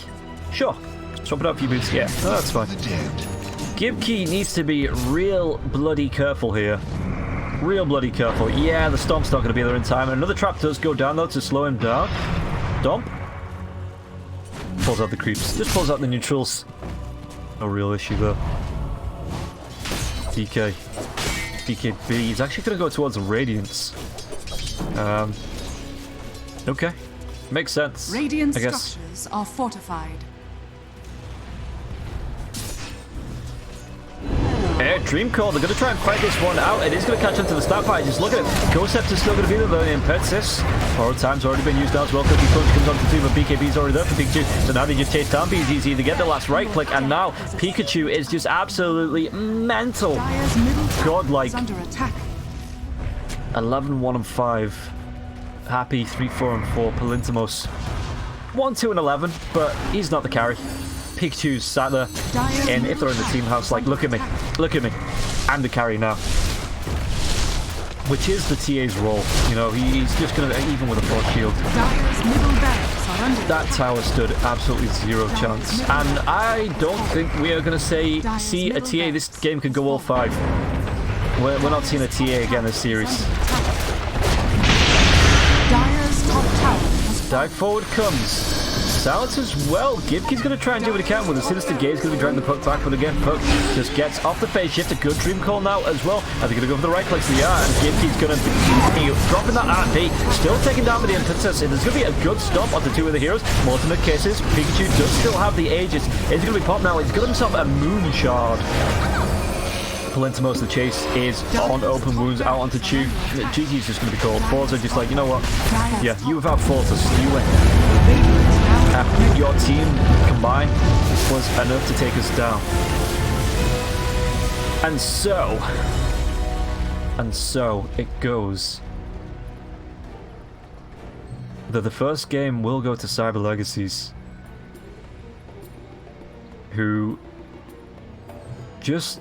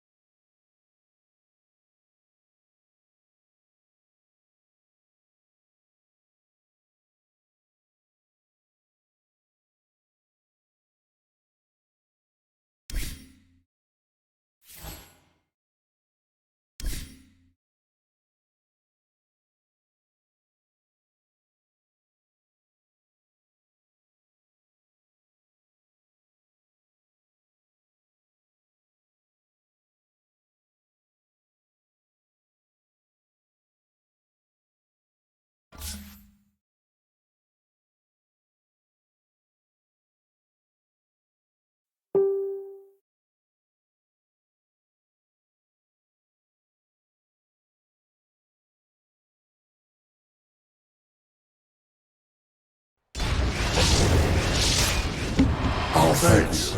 I shall reconsider your work.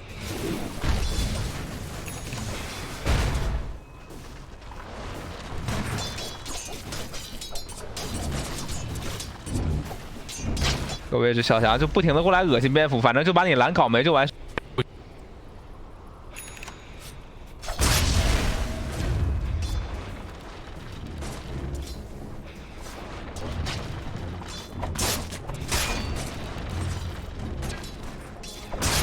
your mistakes.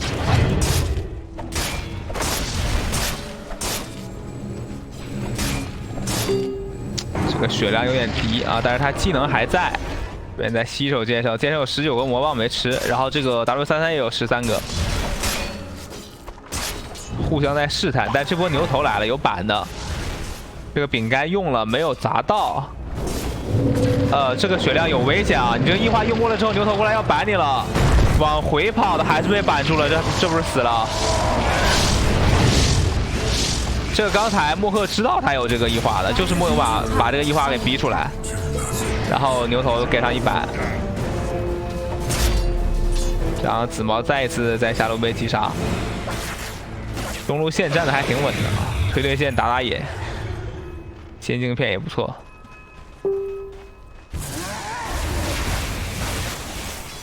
但中单兽王不适合一直战线，他是看能不能换个人过来战线，完了他去动一波手。我觉得插眼开视野啊，一个吼大，迪法师过来了，但这个人头大招没收到。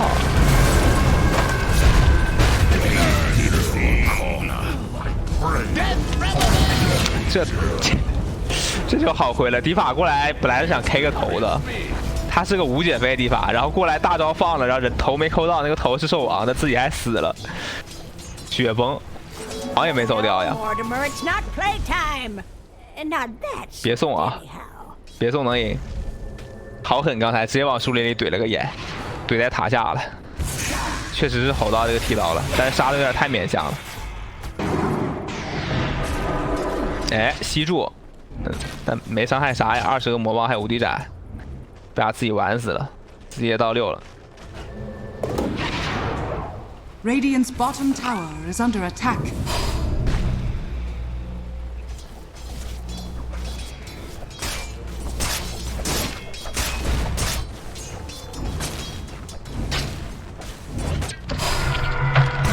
这里发现了一个野生老奶奶啊，出现在3个人中间了。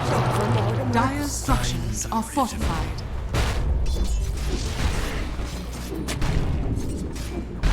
Radiant's bottom tower is under attack.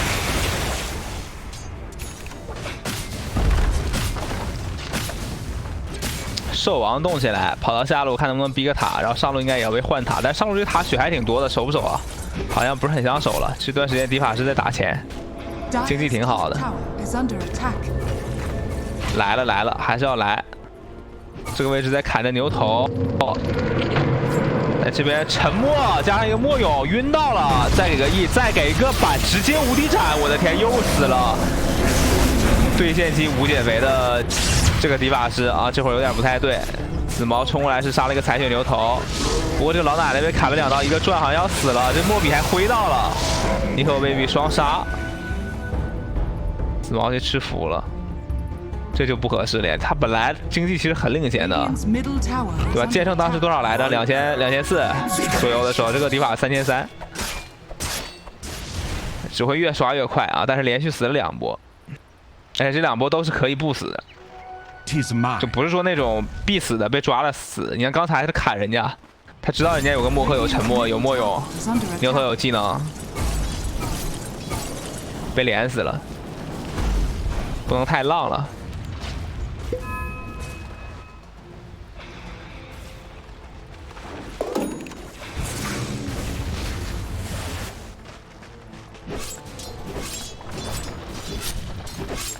刀锋买出来了。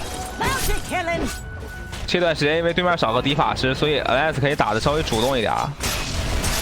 但是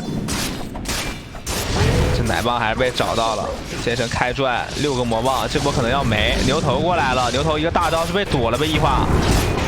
一个板空了，韩德斯在干嘛？这波大招被躲了，有点巧合吧？但是这个板有失水准了啊！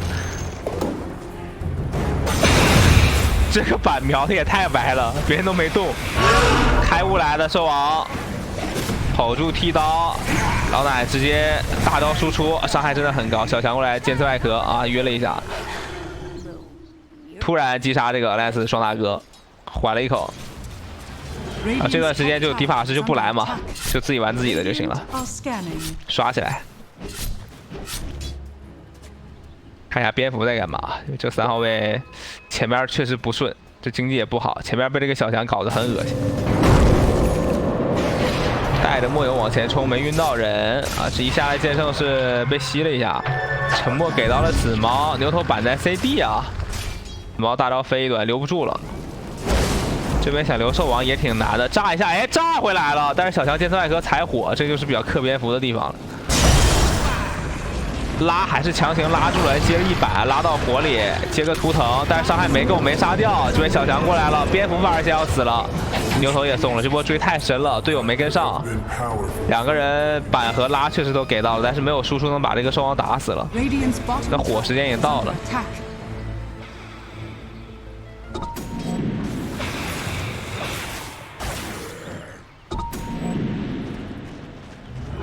兽王先出了个挑战啊，补笛子。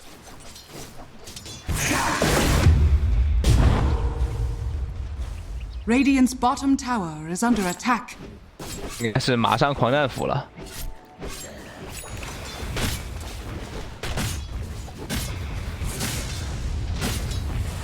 现在是 Alliance 好像没什么空去抓这个迪法，对面一直在搞事情，然后迪法是躲在那种比较安全的地方刷钱，所以断不了他刷钱节奏呀。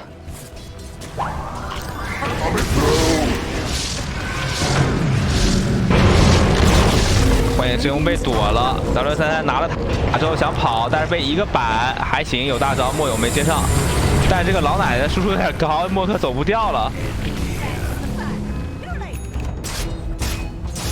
This pleases me to no end. 吹风了。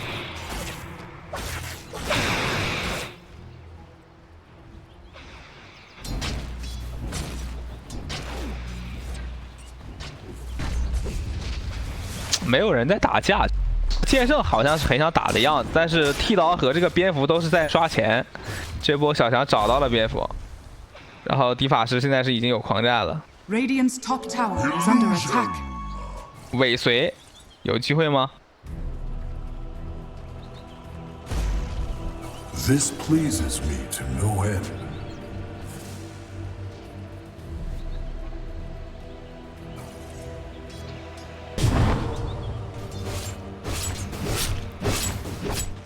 这么刷这个迪法还是挡不住啊！虽然死2波，可能这个狂战少出慢出2分钟，他本来可能那么肥的情况下12分钟就有了，但是也没什么人能管他呀，刷就完事儿了。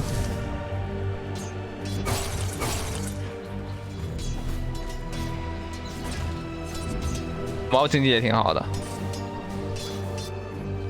反而剑圣比较穷，然后剑圣也没出刷钱装，出的打架装，对吧？准备出个30去干了。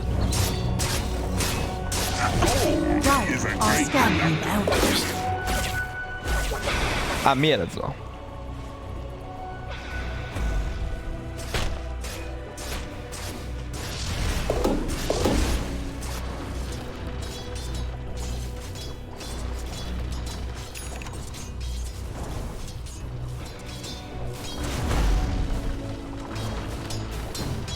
在埋伏吗？看一下这个暗灭。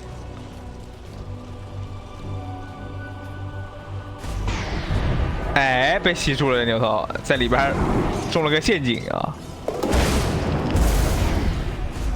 看来有2个人，算了，撤了。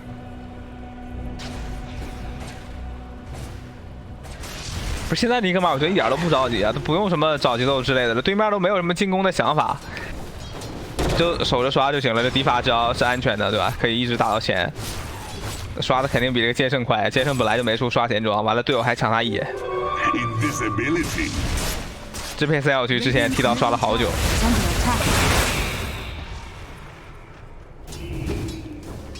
哎，这边被发现了，牛头兽王有大的，走不掉了。这个大招都不舍得给啊！要杀这蝙蝠，蝙蝠开火溜得掉吗？好像追不上啊！这个飞鞋蝙蝠，风铃之吻开着火，跑的是有点快，但是他慌呀，他不敢剃，他怕被吼了。毕竟这个兽王的吼还是挺远的。完了，火没了，一个飞斧刮树，剃刀是在中路死了，这蝙蝠也没走掉，跑了一路还是被弄死了，然后中路也没了。Radiant's middle tower is under attack. 突然有点崩啊！ Radiant structures are fortified. 这16分钟已经被连刷带打的，被领先了9000块。 Radiant's middle tower has fallen. 主要这盘尼克未必也不肥呀、刚出到一个30，他队友全在刷，都是刷了手。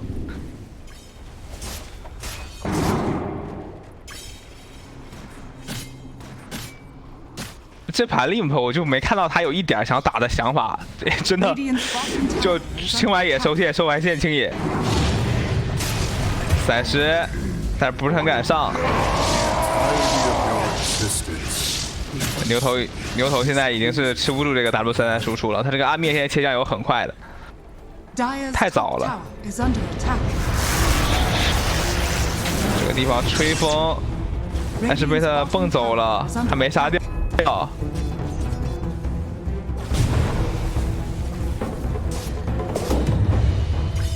Radiant's middle tower is under attack. 这局啥情况呀？ 都在等蝙蝠这把跳吗？这蝙蝠憋出一胎了吧？要不？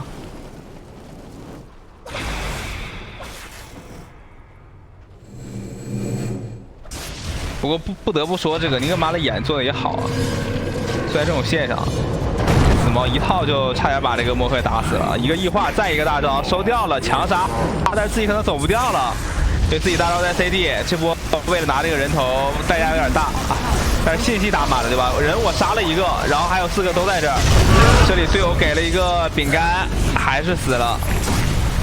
兽王吼大，老奶奶输出，剃刀又被打残了。剑圣直接无敌斩小强，小强开了个剑刺外壳，大招在 CD。这边被无敌斩斩没来了，闪失剑圣啊，放不了技能了。这波因为 W33这个冲动的举动，可能要出点小事儿啊。 不过迪法师赶过来了，迪法师赶过来给了个大招，还没打死人，打死了个蝙蝠，牛头跑了，还行吧，就除了 W33自己就多死了2个酱油，没必要啊，这种局没必要跟酱油1换1啊，他当时第1段大招用了，第2段强行飞到人脸上，打走吗？别人又不是没控制。 当时蝙蝠和牛头都在，不能浪啊！不过这盘我觉得还是挺稳的，这猕猴这么肥，不太容易被反啊。回来再来打个盾，一斩。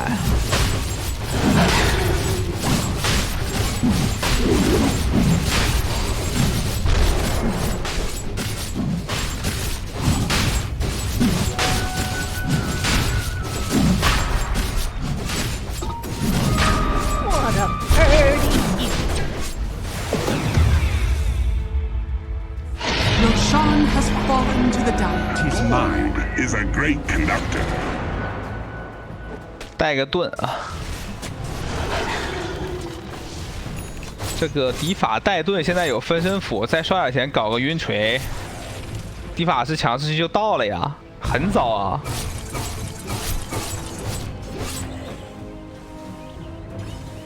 Radiant's top tower is under attack. 这把终于是准备主动动点手了，跳刀留到一个小强，这波开悟是杀了个小强，但是蝙蝠还是先出了以太啊，所以他这个留人只能靠2条腿往前追，炸一下没炸回来算了，太深了。牛头出的跳，然后蝙蝠准备下一剑再出，接成才补的电锤。 一把晕锤了，我的天！21分钟，狂战分身晕锤带盾，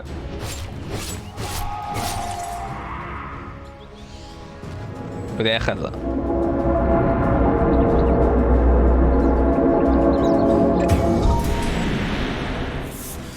Fade from memory 这种酱油现在已经落不了单了，因为 W33这个装备打酱油很快的，牛头啊、默克啊这种。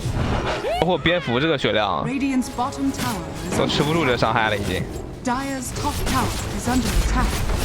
而且迪法师也能单杀，就现在酱油对面的3个大哥其实都有单杀能力，这个兽王也能单杀。啊，兽王可能没出死灵书输出差一点，但是起码这个紫毛和迪法杀酱油很好杀。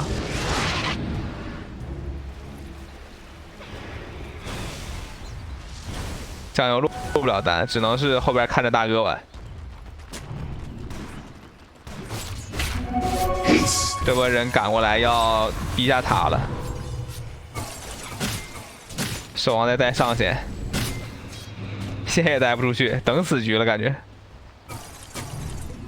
看有没有一波完美跳大吧，11级牛头。剑圣是2级无敌斩，这盘真人存在感是真的低，不知道就是一整局一直在刷，终于刷出 BKB 了，吹风 BKB 了。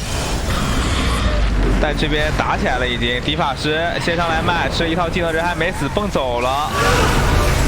但是冲过来的剃刀直接被吼住，不过没人能输出啊！这毕竟10秒 BKB， 月后状态不好，这个盾好像不想这么白交。两边打了半天，结果是 W33把这个牛头给切掉了。再一个吸住了剑圣，这边迪法上来之后砍了几刀哎，这输出也太高了吧！他砍了几刀一个大的，结果被这个紫毛上来直接给收了。刚才这个伤害计算是有点难算的。 再上来砍，这个盾交了之后起来满血满状态有点无敌了，打不了了。刚才这个剑圣死的是莫名其妙，他满血被吸了一下，然后分身斧上来砍，给了个大，还有半血，结果那个半血的时候被紫毛上来一套没了，牛头一个跳大，但也没什么用呀。W33这局是挺 carry 的吧？看一下数据啊 ，GG 11杠4杠6。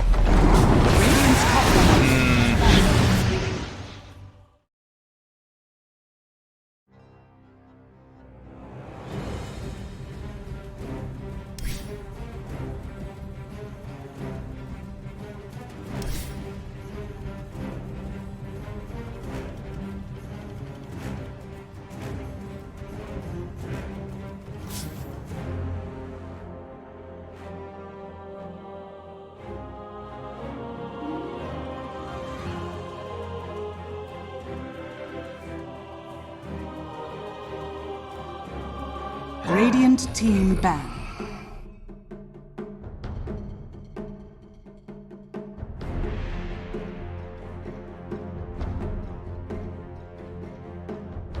Radiant team pick.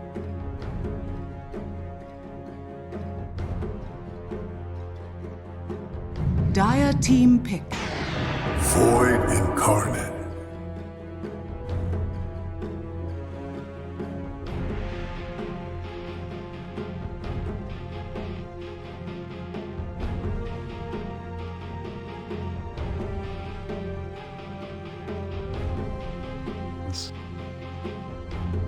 Yeah, Forza. 10 seconds remaining. Darkseer's Vacuum, Ion Chill. It's gonna be alright. The Rocket Flare does a little bit of damage. But Will and Axes, I guess.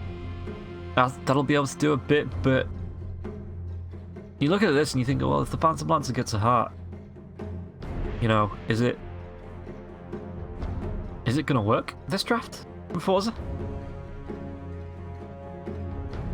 TA is still there. Yeah, TA's still there. Well, if Cyber Legacy want to go back for this, because Pikachu was absolutely dominant on that TA last game. The bans, just in case anybody needs to see them, are going to be the Lone Druid, the Puck, Razor, Necrophos, as well as the Husker and the Magnus. Meanwhile, on the side of Forza, they ban out the Bat Rider, which actually would have complemented their lineup pretty damn well, but just didn't want to give it away. As well as the Nyx, Lifestealer, Faceless Void, and the OD. Admiral Conker. You may now select your heroes. Ooh, I really like this. Because Gibkey is just going to be like, oh, I'm going to Astral Step, then I'm going to Dissimulate, and then I'm going to get my, you know, my Resonant Pulse off, and then I'm going to, and it's like, Koki just goes, X marks the spot. No, you're not doing any of that. No, come back right here. And die, effectively.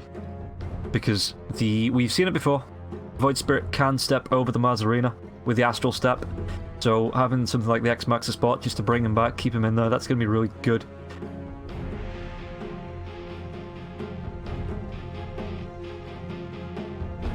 So now, just waiting for Pikachu to pick up the Kunkka as Palintimos playing the Phantom Lancer, Bignum on the Enchantress. We've got Happy Terraria, Urara on the Lich, Chappie on the Mars.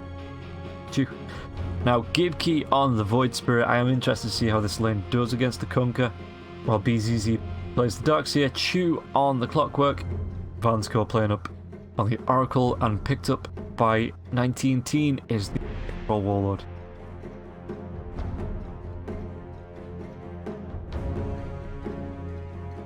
So, again, best of 5. We have 1 game down, at least 2 more to go, including this one.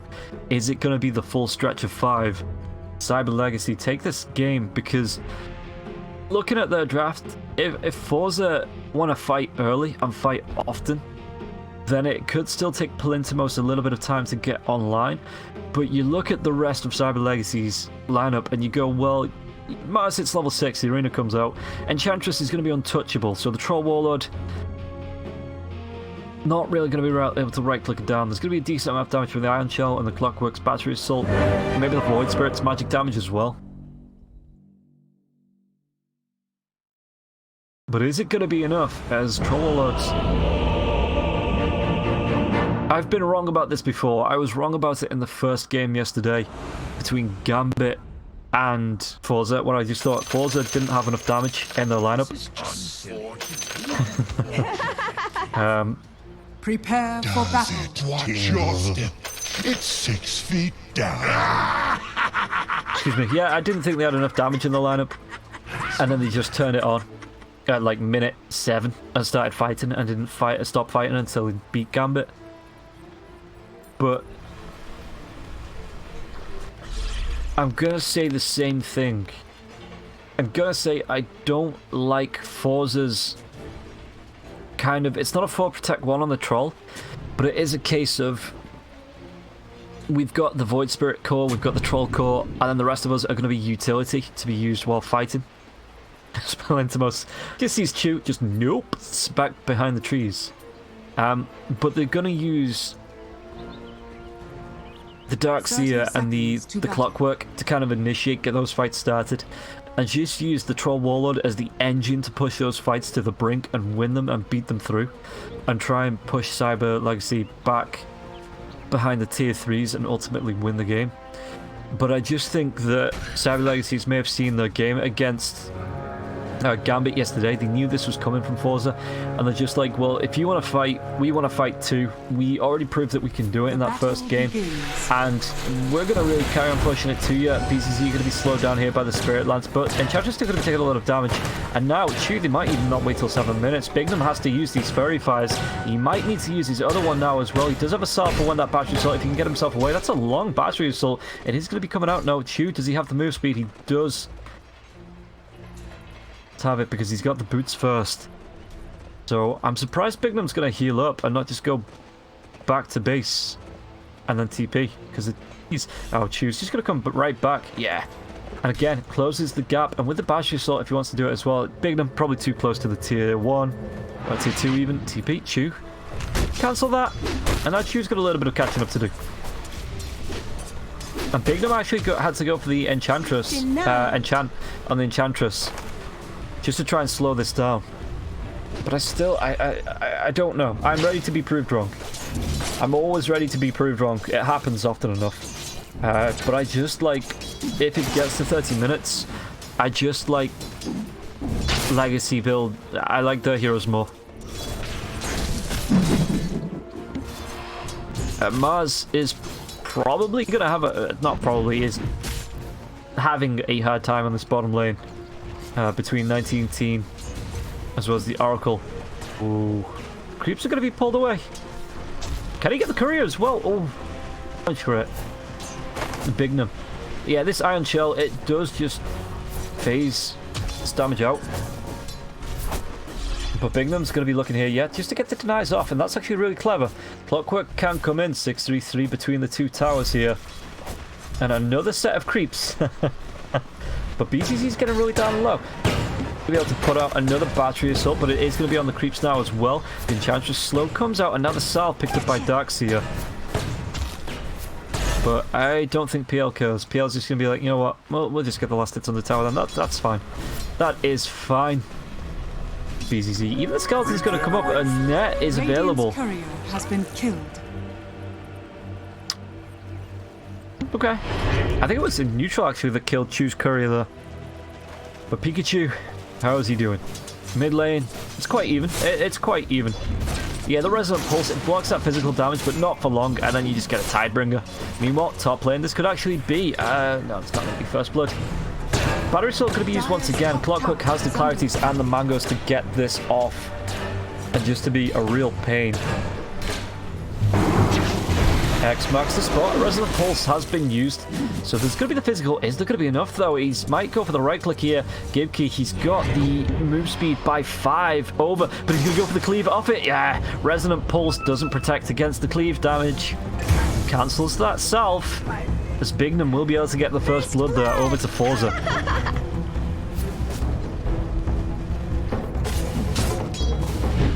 Chappie. Not having as bad of a time when he's got a couple levels. Did he go for the he's actually gone for an early point in Bulwark. Makes so much sense up against the troll. 2, clarity going to be cancelled. Is level 2. Could throw those cogs up, but he's going to keep his level. The enchant comes out, and then Impetus is not being thrown. Impetus is... I'm surprised actually Bignum didn't throw the Impetus there, because that might not have been a kill, but it's a lot more harass damage. In fact... well, because it's not a defined flat damage, Bignum it couldn't have been a kill, but Chu's getting pretty low anyway. Maybe Bignum didn't think it was worth the mana if it wasn't going to be a confirmed kill.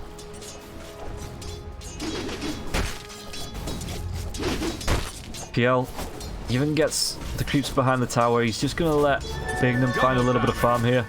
This is going to be really nice because this is going to be Enchantress, you know, obviously trailing around the map after the Chuckle Brothers here. Ooh, cogs are going to be dropped. It will be killed off here. 19 team will be able to secure that one. As Chu, maybe not declared missing.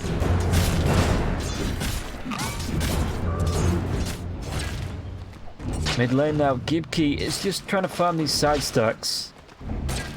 He's slowly fallen behind Kunkka. It's not like a massive fall behind, but it's slowly fallen behind, and now Enchantress has the move speed. But Clockwork has the windlace.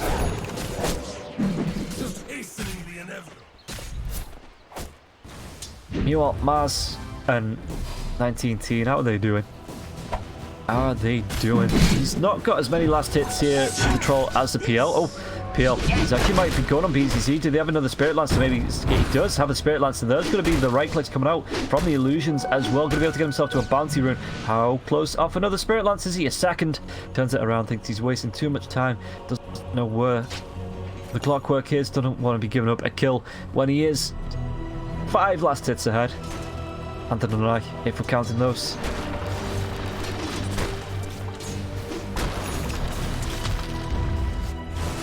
Well, again, mid lane, it's Pikachu again can keep just throwing out this Tidebringer, and it is another bonus 75 damage on top. It don't actually think he connected to Gibkey though.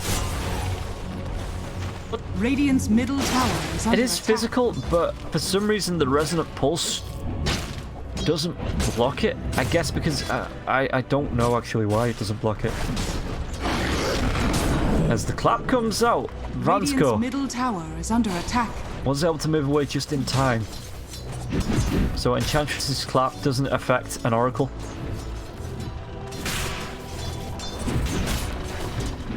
As Chappie, yeah, 2 points into the spear.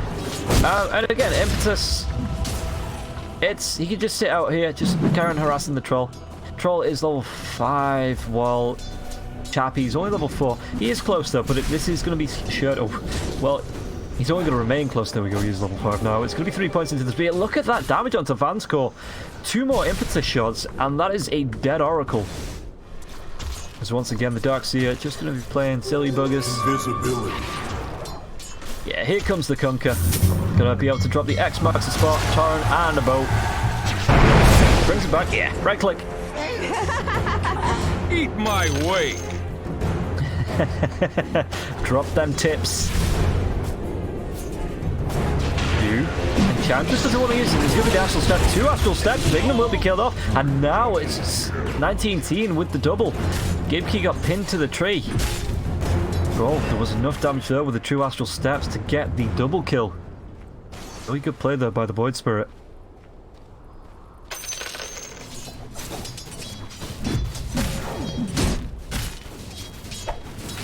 Radiant's middle tower is and I under think attack. that's his. Oh, he's most of the way. Should be able to get it off this creep wave, maybe? Off. Yeah, it's going to be off the next creep wave, but that is going to be his level 6. So 19-teen. Should be able to get that battle trance up. Kunkka waits. Kunkka does have the boat in 18. It's a long time to wait, especially to give up this mid lane. Maybe you move the Enchantress. Yeah, Enchantress will be moving there because she is only level 3. Looks to get some experience and then look towards the Untouchable, which will be quite Radiant's nice. top tower is under attack. But then you do still have to. I mean, Untouchable. 180 attack slow. Arena does come up. Are they going to be able to get the kill here? Cogs are going to be dropped. Shu is going to be still live. Clockwork going to be healed up now by Vanskor. Vanskor has the mana to keep going, to rebuild him, make him stronger and faster. Meanwhile, in the mid lane, Bignum. Dissimulate is going to be there as well as the Remnant, but this is going to be underneath the tier 1 tower. Gibkey's going to be slowed down, and even the impetus damage coming through couldn't kill off Bignum. Meanwhile, Clockwork and Durara, this could be a different story. Oh, Kunkka is going to come in though. Is there going to be a torrent? Durara doesn't lead him into the torrent, and now X-Max's spot comes up, but that's going to be a little bit too late. Boat is going to be there, but there will be actual false promise. It doesn't really matter. Still, that's a really long spear to push the troll back. Does he want to carry on going on this? Trying to fight this. There is no torrent's going to be there. Pulled back by the Ether Remnant there. Chappie trying to get the TP off.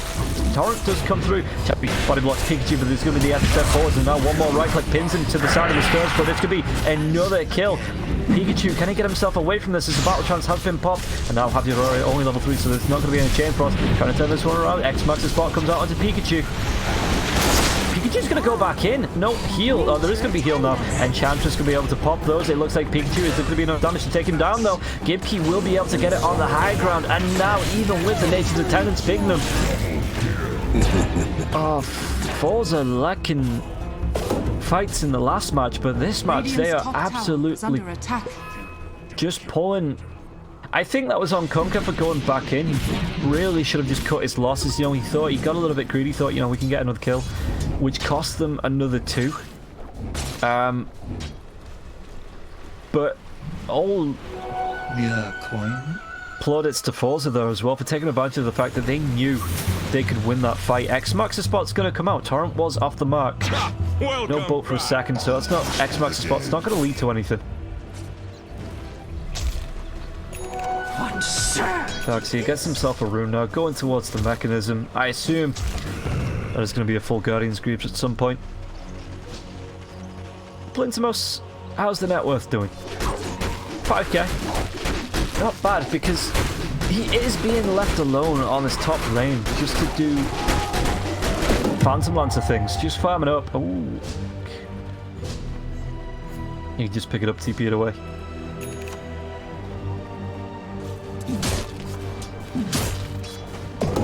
Chappie now. He's... Like I say, we did see that Arena of Blood. He's got a little bit of space as a Troll Warlord. Is in the jungle doing farming things. Who doesn't have... Oh, now he's going to have mana for the battle trance, just in case. Just in case.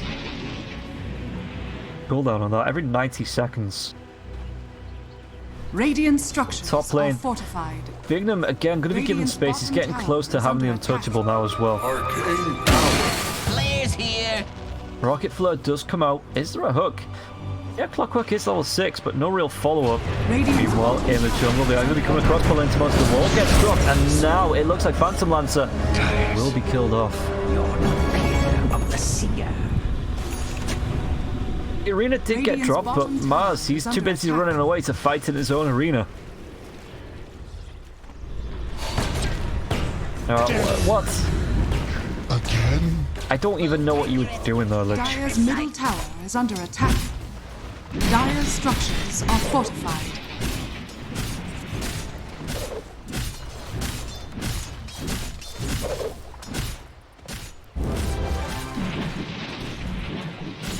Now Enchantress does have the level 6. Ooh, Hook's going to be onto the Conquer. That wall is still there. So how long does that thing last? As yeah, right. Holding my hands up, saying I'm wrong. There is way enough damage here for Forza to fight this one out. Oh. At least in the early game. Pause.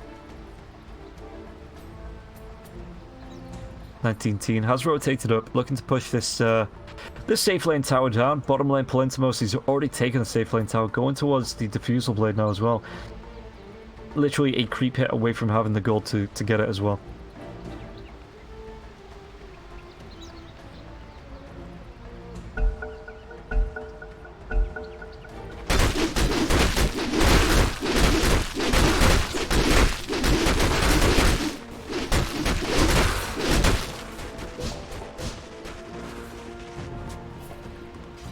Top lane, Chew. Oh, there's no hook. Willing axes are going to be there. Instantly, the next attempts are going to be coming through. Any TPs? That's a lot of damage. As Vansko was just able to take down Bignum with the help of his team in seconds flat. You're not supposed to be able to do that to an Enchantress. And yet, there it is. That's what happens. Radiant's bottom tower is under attack.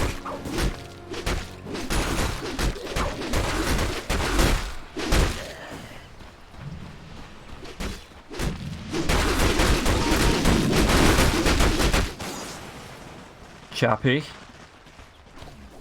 And mid lane. Gibkey is there, and again, we do know that the Astral Step gets you out of the arena, so having someone like the Lich, who's not skilled up the Sinister Gaze, to pull you back in, as well as the X-Max's from Pikachu, it's going to be quite good fighting up against Gibkey. But with how Gibbs is 4-0-5, he might actually go for a little bit more. The Dissimulate's going to be coming out. Happy Doria, he gets himself away, just sees the other heroes, doesn't want to commit to that. PL though, making a move onto Vansko, the net comes out. This is a dead Oracle. And his team just abandons him. Yeah, Palintimos, good kill.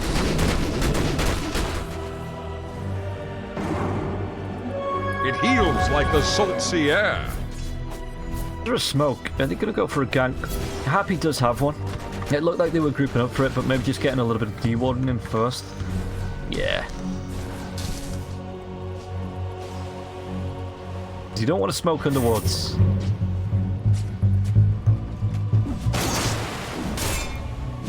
Pikachu just X-Max in the spot.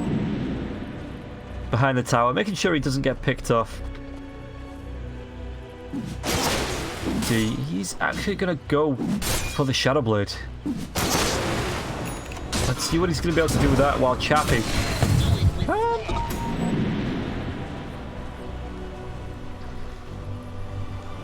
There is a groupings of a fight. Oh, he's going to come down. Drops the Arena of Blood now as well. Gibkey is in there. There's going to be a boat coming through. Wall gets dropped on top of this now. Dissimulate, the right click to Chew. There's no step, and the other arena's down. But he's still trying to fight this. He's getting pretty low, but it doesn't really matter. Chew will be killed off. Bignum gets that one, but now 19-teen racing himself in with the battle trance. Anything to control him here, anything at all. Bignum, it's going to be the double, triple, mega kill streak for both Gibkey and the Troll. Okay, 16 minutes in, 15-6. Forza. They're just like absolutely set out to prove me wrong at every turn. Mine is truly a blessed Dire's life. bottom tower has fallen. What surge is this? Maybe Z even gets himself a rune with the trusty shovel.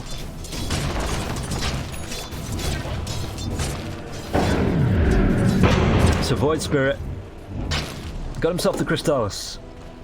I wonder if he's getting anything, because we've seen Yule Scepters come out after Crystallis's.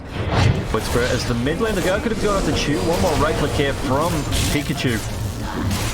As well as Bignum. That impetus now. No cooldown on that. 20% distance damage. 8 knots and full ahead. And going towards his Dragon Lance as well. A marble from Dire are scanning.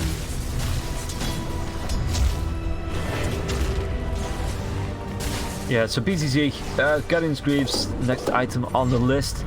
Give Key, yeah, Yule Scepter is queued up as well, like I thought it would be, as the BKB getting close to being finished on Troll.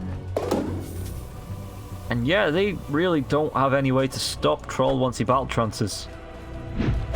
Because in that last fight, all the stuns were already used. X marks the spot. Void Spirit doesn't care. He's just going to be able to bottle through that.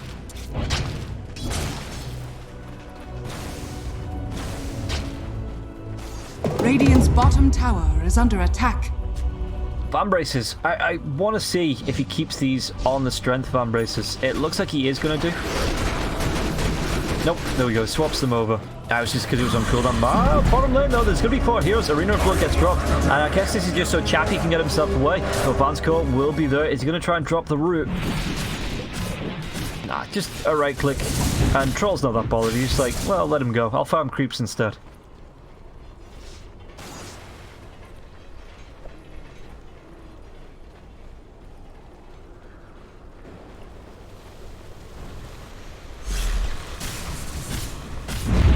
Key. Gonna be a 4-man smoke.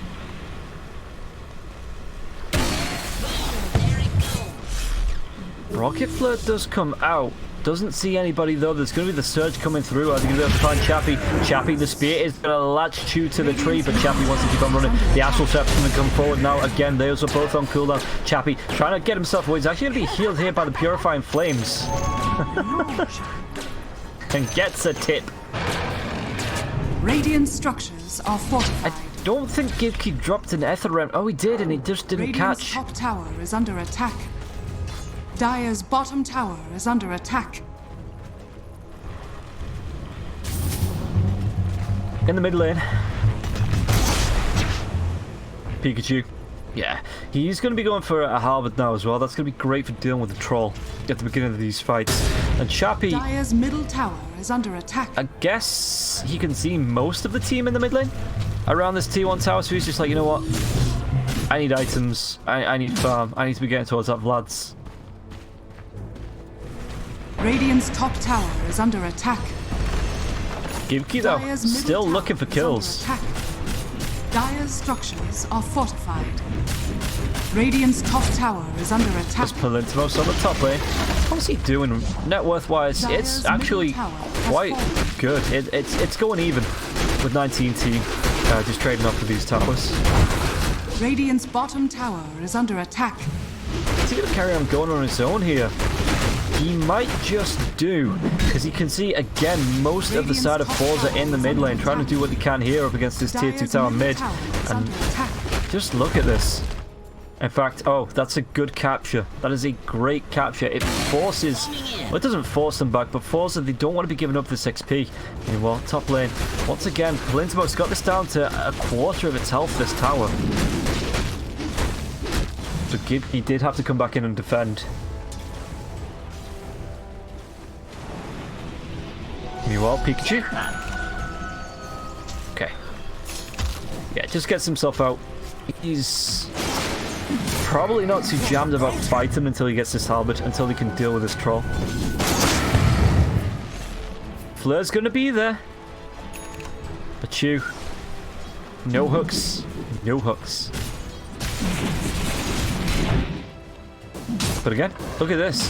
Cyber Legacies, and they're just adapting. Like, right, you want a 5-man fight. That's cool, that's cool. We'll just delay you on whatever lane you're on, and we'll take your tier 2s. We'll push this out. We'll make it hard for you to decide where you actually want to be.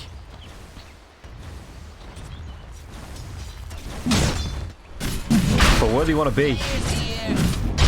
It's in the Roshan pit. Forza, this is going to be a quick one. Yeah, there's not even going to be the vision close to see this. And it looks like they're not going to be fighting. In fact, what's this tower on now? It will go down to the siege creep, I'm pretty sure. Just one more. Oh no, 25 health. BZZ, is he going to deny this? He's going to go for the TP actually now. Is this a bait? Roshan's been taken. Aegis picked up by the troll. There is an Arena of Blood. I just missed that. The boat's going to be off the mark. No, not dragging anybody back. Shamefrost bounces through. Choose could have taken a little bit of damages. Gibkey gets pulled back there by the Sinister Gaze. A big vacuum into the wall on 2 heroes, but they're going to be able to get the kill onto Happy Terraria. Meanwhile, Palintimos. Radiant's middle tower. Takes the tier 1 tower mid. Use the illusions to push out. Yeah, this tower. Anybody? No. Nobody. Tower. One last right click. Take it down. Okay, sure. Enchantress getting close to finishing off the Dragonlance. But that's actually quite nice as well. Just stacking up a load more dots and DPS on Enchantress. What is not to love? Gibkey from behind. The smoke is going to be there. He's got an invis of smoke breaks. Abjuror is just like, there's somebody around here. Well, Yule Scepter. Who else is going to be coming in to help him fight? Nobody. Nobody. They're all the way over there. Theruria was the person in the horror movie that turns around to look to see what's behind them. Turns back, their entire party's gone, and then the monster just comes and gets them. And like in 20 minutes, Chappie will turn around and go, hey, I don't know, I thought it was with you. Well, I thought he was with you. As Chappie, the hook's going to be off the mark. Arena of Blood pins him to the wall now as well. And he just goes for the blink. Oh, there's got to be nothing to cancel this. Actually, the vacuum down. Oh, BZZ, I thought he was out of range of that. But Chappie, I think he was seen by the courier there as well. Chappie needs to get himself out of this. He's buying space. 3 heroes. Are they going to try and go on the troll wall? But it looks like with the Spirit Vessel, this is going to be Chappie. He is a tanky boy, no doubt. No doubt he's a tanky boy. Surrender all hope to the void. But after 4 heroes get themselves surrounding you, then there's not a lot you can do to get away from that or try and fight that. Especially when your TP's already been cancelled.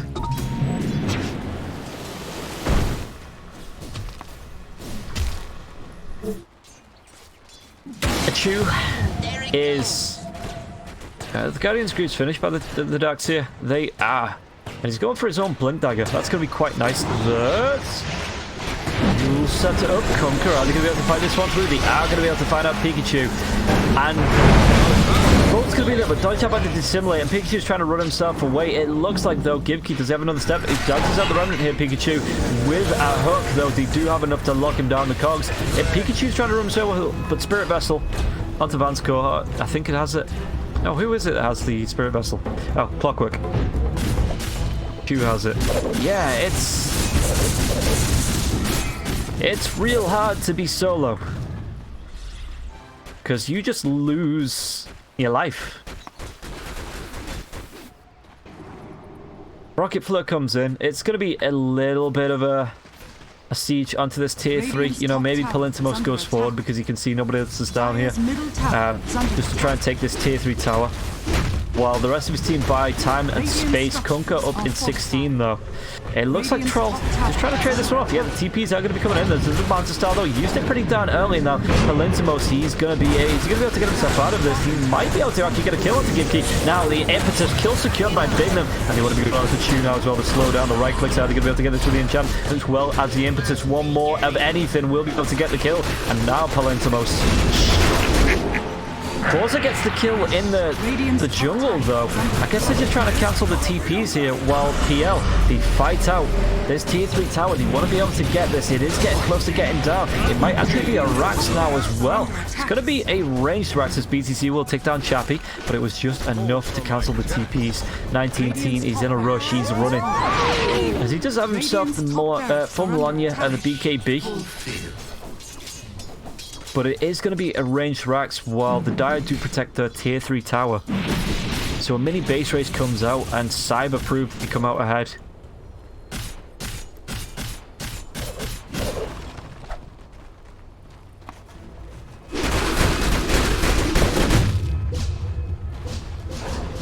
Oh, Paladin Sword as well. What does Kunka have? Because I'd give that to Kunkka.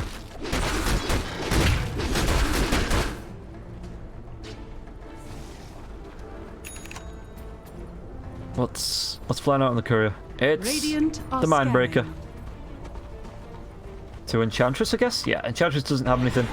Mindbreaker's quite nice to get that silence from range. It is only 1.5 seconds every 20 seconds, but just the bonuses and the attack speed bonuses and everything, it's actually quite nice with the Dragon Lance, just to be able to throw out more impetuses.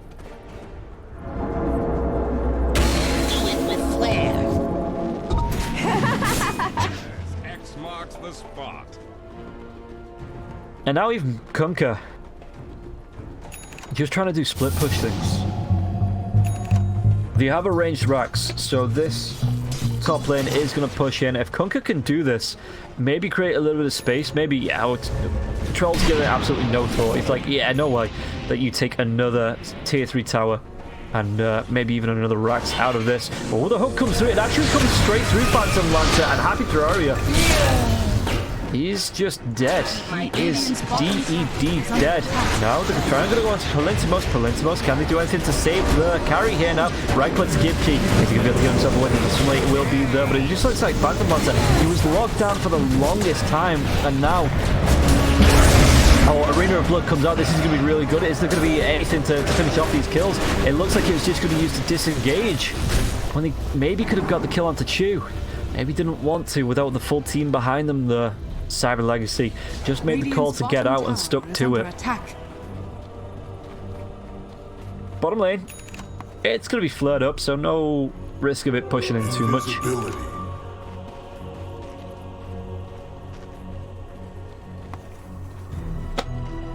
Where's Troll? Got a Basher now as well, going to Abyssals. Kunkka, mate, nobody knows what that scribble's about. As Mars wants the BKB. That is going to help him out slightly. Barrier Assault cannot pierce spell immunity. Power Cogs, it doesn't really matter because it's like an area of effect grab. The hook, however, strong dispels only. And does pierce spell immunity. So even with that BKB, you can fling yourself at the enemy. Top tower is under attack.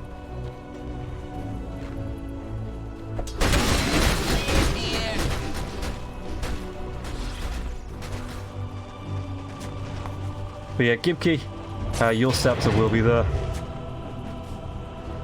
That popped, man. But yeah, sorry, the Yule Scepter, he's already got himself a Soul Crest now as well, going towards the BKB. He's even got the Fairy Fires for the plus 35 damage, and it always seems to be the Void Spirits that get Fairy Fires. I'm pretty sure in the last couple of matches. Radiant's bottom tower is under attack. Bottom tower, the TPs from Troll are going to be coming in.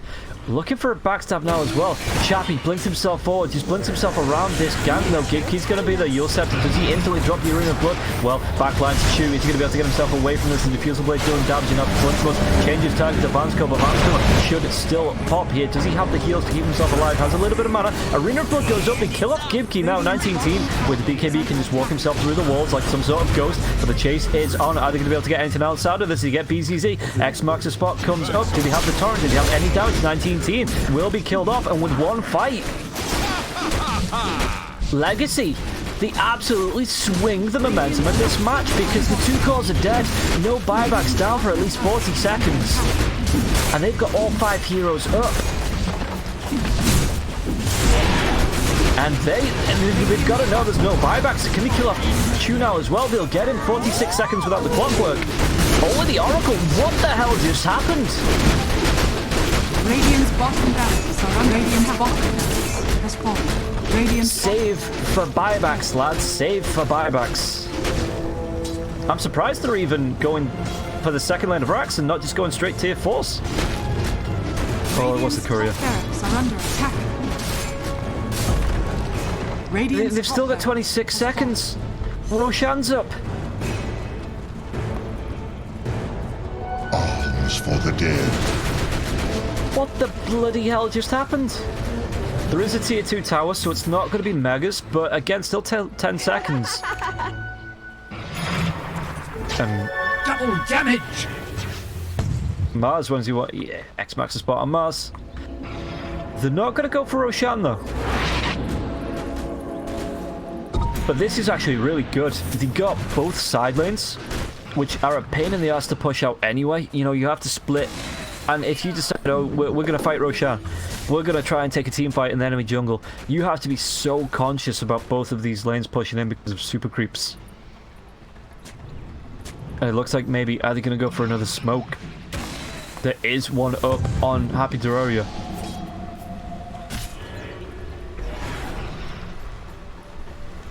They could go for this. The DD is all but worn out.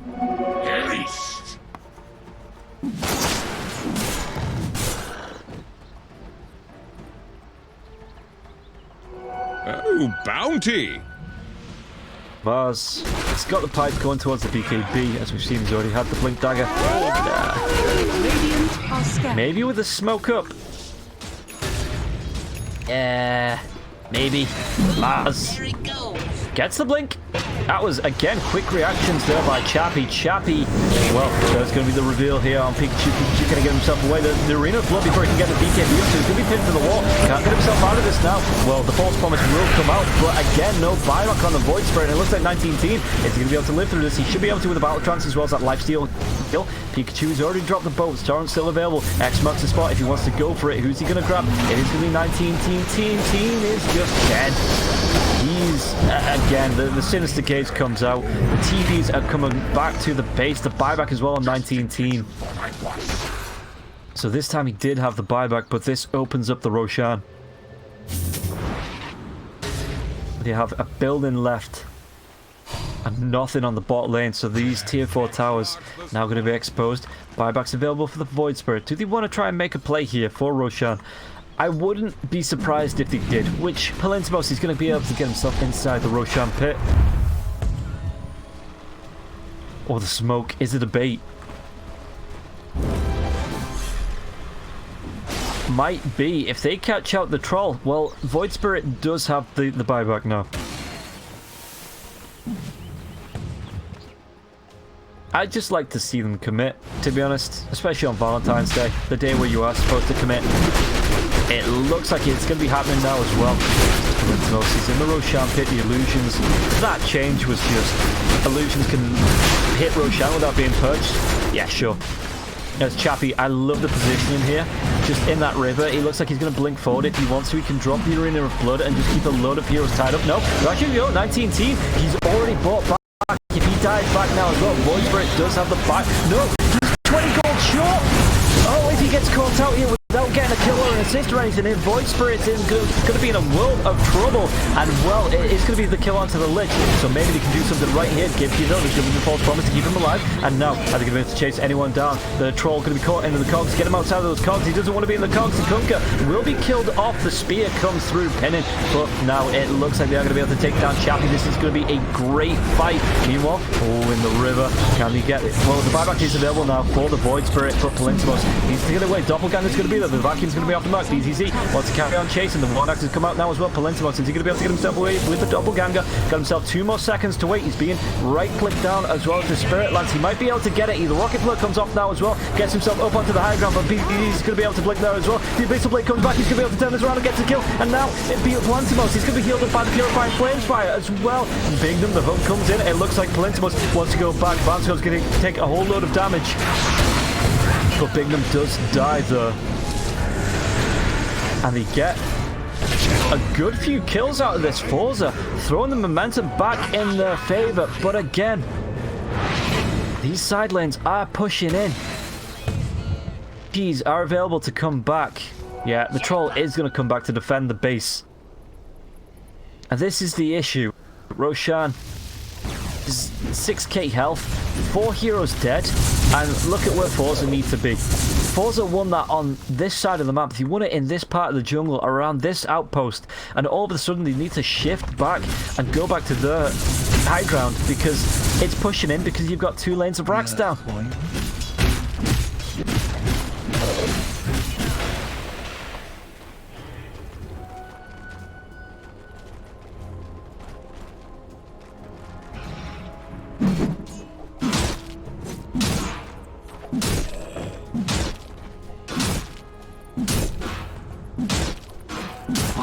So, yeah, just looking at the buybacks, it's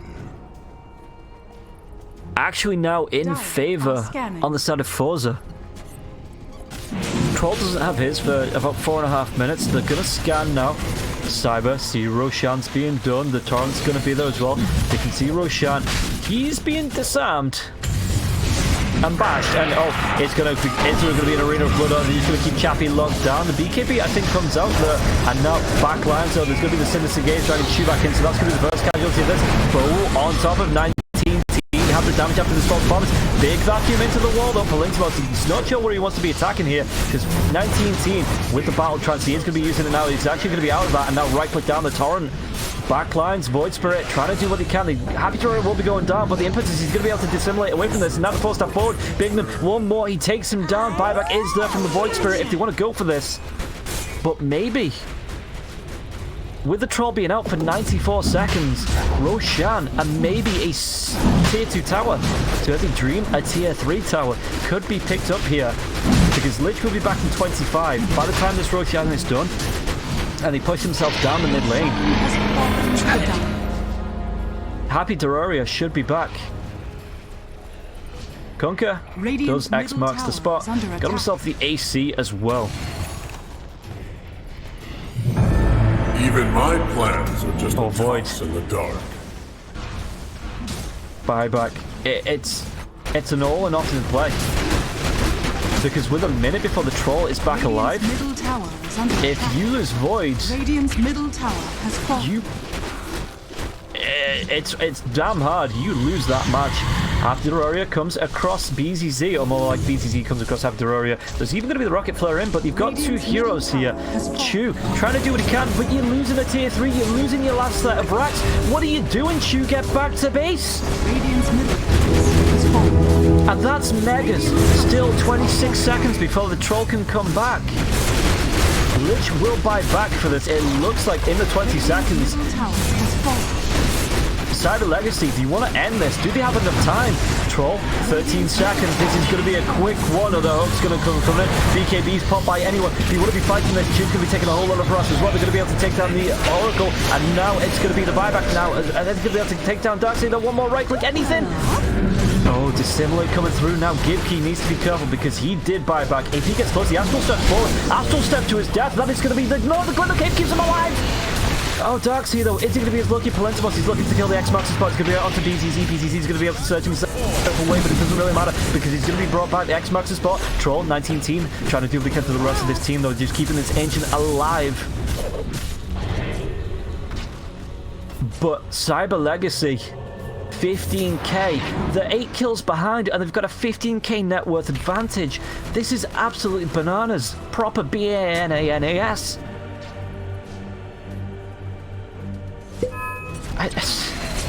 Look at that swing. It's a proper roller coaster and it's all trending down.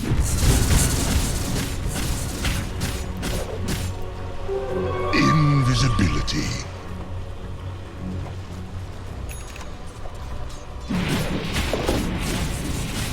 It's Phantom Lancer. There's a DD. Who's he leaving it for? Is he leaving it for the Kunkka? X marks the spot. Yeah, it's just gonna leave it for the Kunkka. It looks like. What's the Aegis? Blintimos should have thought. Really, should have known. Making sure it hadn't been popped. I mean, Phantom Lancer, he's died once this match. There's only the Kunkka with buyback, but if Palentimos gets a couple of kills here with the Aegis, I think they try and force this out. I think they're gonna try and go for GG.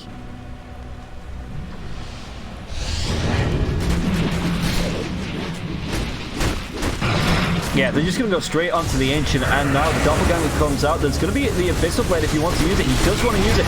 Chu, you want the back flank, they're going to be able to take down Chu. No buyback available, down for 88. Chainfrost is going to bounce out as well. Just look at this troll wall up. The Sinister Gaze dragging him back in. He's being spun around. The Chainfrost now as well. Old False Promise keeps him alive. Is he going to be able to survive through though? Because he's been stunned up, pinned to the tree. And that's going to be most of the False Promise as well as the Battle Trance. And now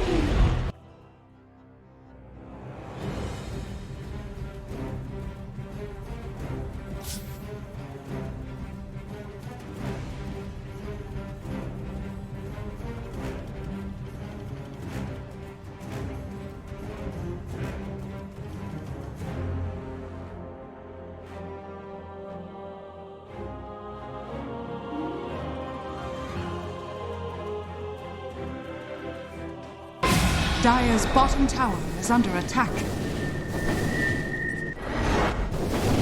As you said, the Hand of God, the mech, there's so many elements to Nigma's lineup. And then you look at the side of Alliance, it's your classic frustrating 5 scenario where if you pick this one off, they have no way of resetting, they have no way of surviving. If you can find a kill on a Fada, which in this type of game is quite easy for them, you're just done. CH, gonna find 33, who's looking pretty done. Yules will buy him time though, dodges out the stun. However, there is a follow-up, and it is a pesky one. Yeah, he's straight dead. Yeah, there's no escape. This is the thing I was highlighting earlier with the Vendor. This passive is ridiculous in this game. Against the Timber, we saw earlier when he got a solo kill on the Huskar as well. Even against the Ricky, actually, to stop him going invis. It's an insanely good Nyx game. Yeah. Normally I'd get a little tilted if this was my team and, you know, while someone's dying in lane, people are jungling, but decent timing, right? They still had a couple of neutral items still to obtain on the Alliance side, and that's going to get them the firepower that they need to close this 6k net worth gap that they're currently fighting against. And in that regard, they at least get a very good item on Limp. They found the Grove Bow, one of the better items that Huskar, maybe one of the best ones actually, if not the best in the tier 2 at least, that you can get his hands on. And wisely going for the early BKB as well, realizing that, you know, Miracle has gone for this Echo Saber first. Fusel Blade is probably one of the more obvious choices for the next one, so they're going to have the advantage there from being able to counter that. But also, you've got the OD with the Ag Scepter, a lot harder to counter any sort of aggression coming from the Huskar. That's the biggest one. It's all about that Ag, so that's why behind. Nico Baby's going for one next. Nico Baby, they need something to attack. Coming out. Pulse Promise will get Nico Baby out, but Hans can be left behind. Goes down, just trying to actually return some fire here, and GH gets the kill. Looks like they might get the strike from Miracle. He's a little blind. And he's faster than Fada here, so he's going to have to address this. Nice step, though. And now punishment for GH. You're being a bad, bad boy. But the heals are good enough to get him out in one piece. They'll take control of the vision game in this area, and then just probably return to hit the tier 2s. Heals good enough, saving that magic stick until the very last second, so he did have the carapace if he needed it. Scanning. The name of the game is Find Nico Baby. No. They ping it out straight away. They know where he is. He'll hide in his own little world, but when you come out, there is a violent death awaiting you. Dire's middle tower is under attack. But it's okay. Not everyone's in the jungle this time, down. 33 is cutting waves and might be punished for it in a second. It's just a matter of whether we think this is worthwhile for the kill, and he does. You can already see the TP coming in from Monkey King as well. There's one thing you can count on. It's a Timber getting a little bit too greedy every once in a while. Yules, let's try for the TP out. He does make it in time. No, the Battle Strike Miracle gets across, and he is gone. It's just a matter of how much of their time he can waste, and not much, because GH is here, ready for the stun follow-up. He's just dead. Regeneration. And look at that, the power of Chen. Immediately back across the mid. Miracle's like, sup, what are we doing here? Are we thinking Roche? Are we thinking more towers? Or you just want to go casually kill a Huskar? Well, they were pinging out the Roche, and looks like Kuro couldn't get a ward up before take it, or maybe even one more pick off before they get the opportunity. Yeah, you have a window when you still have this Jingu buff active, so it's worth holding on to one charge if someone's coming out. It's something we saw really become popular amongst mids when this hero started to emerge, right? Is these rotations in the out lanes quickly, allowing you to then flip to another lane with that buff still active and find additional kills because it is so potent. Miracle, or sorry, 3-3 rather, going towards the Spirit Vessel to counter the Miracle Jingu Mastery, but you can see from his kills and deaths, only 1 kill and 2 assists on 3-3 so far, so no stacks into that Urn of Shadows, no charges rather. Be a little bit difficult. They're going to have to start winning these fights, but it's going to get more and more difficult with that net worth lead just continuing to grow, now reaching 5 figures with a 10k lead. You're indeed. And this is just the inherent issue when you allow Nigma's lineup to begin snowballing, right? When the Monkey King does get a little bit out of control, you've got this issue where you don't actually have a natural Spirit Vessel builder, right? You haven't got supports that get GPM talents anymore. It's not easy for them to grab it. And Rubik, there's so many items this hero wants, right? You're probably looking at the Aether Lens, then you're thinking Blink Dagger or Force Staff or Yules. These are all more important because you're not tanky enough to hold a Spirit Vessel. I feel like Limp's going to get unlucky and get bashed twice here by Roche. He's looking good. And a much needed boom for the side of Alliance. Meanwhile, in the mid, though, they might be one hero down as 33 gets found out. And GH instantly to the Veta, moving forward, looking for more.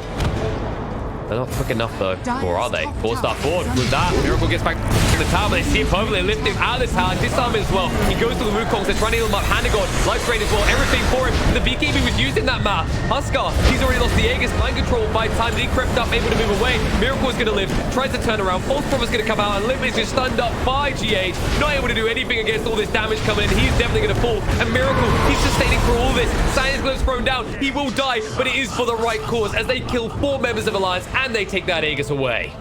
Oh, that was some insane team fight coming through from Nigma. Nearly flawless execution. Yeah, you lose Miracle at the end, but the amount of attention put onto him by all of these physical damage heroes inside the Wukong's command, it took so long to kill him. You had the Hand of God. I don't think Guardian Greaves even connected onto him because he was in the middle of an astral imprisonment, but Weehar and him working in perfect synergy to make sure that he was surviving for the longest time. Was definitely the case. There's a clutch Wukong's coming out just in time, and it was almost like he was just standing there. Miracle was like, just do it. Just press that button, nuke them out of existence right there. Because their eyes are so fixated on one hero, you have to consider that Nigma's lineup right now, it's not this one carry lineup. There is 2 carries you have to address, and when you're sitting on the side of Alliance, you don't actually have the firepower. Nico Baby's still not strong enough. He needs to actually be an item ahead of these type of heroes to be able to fight them. And 33.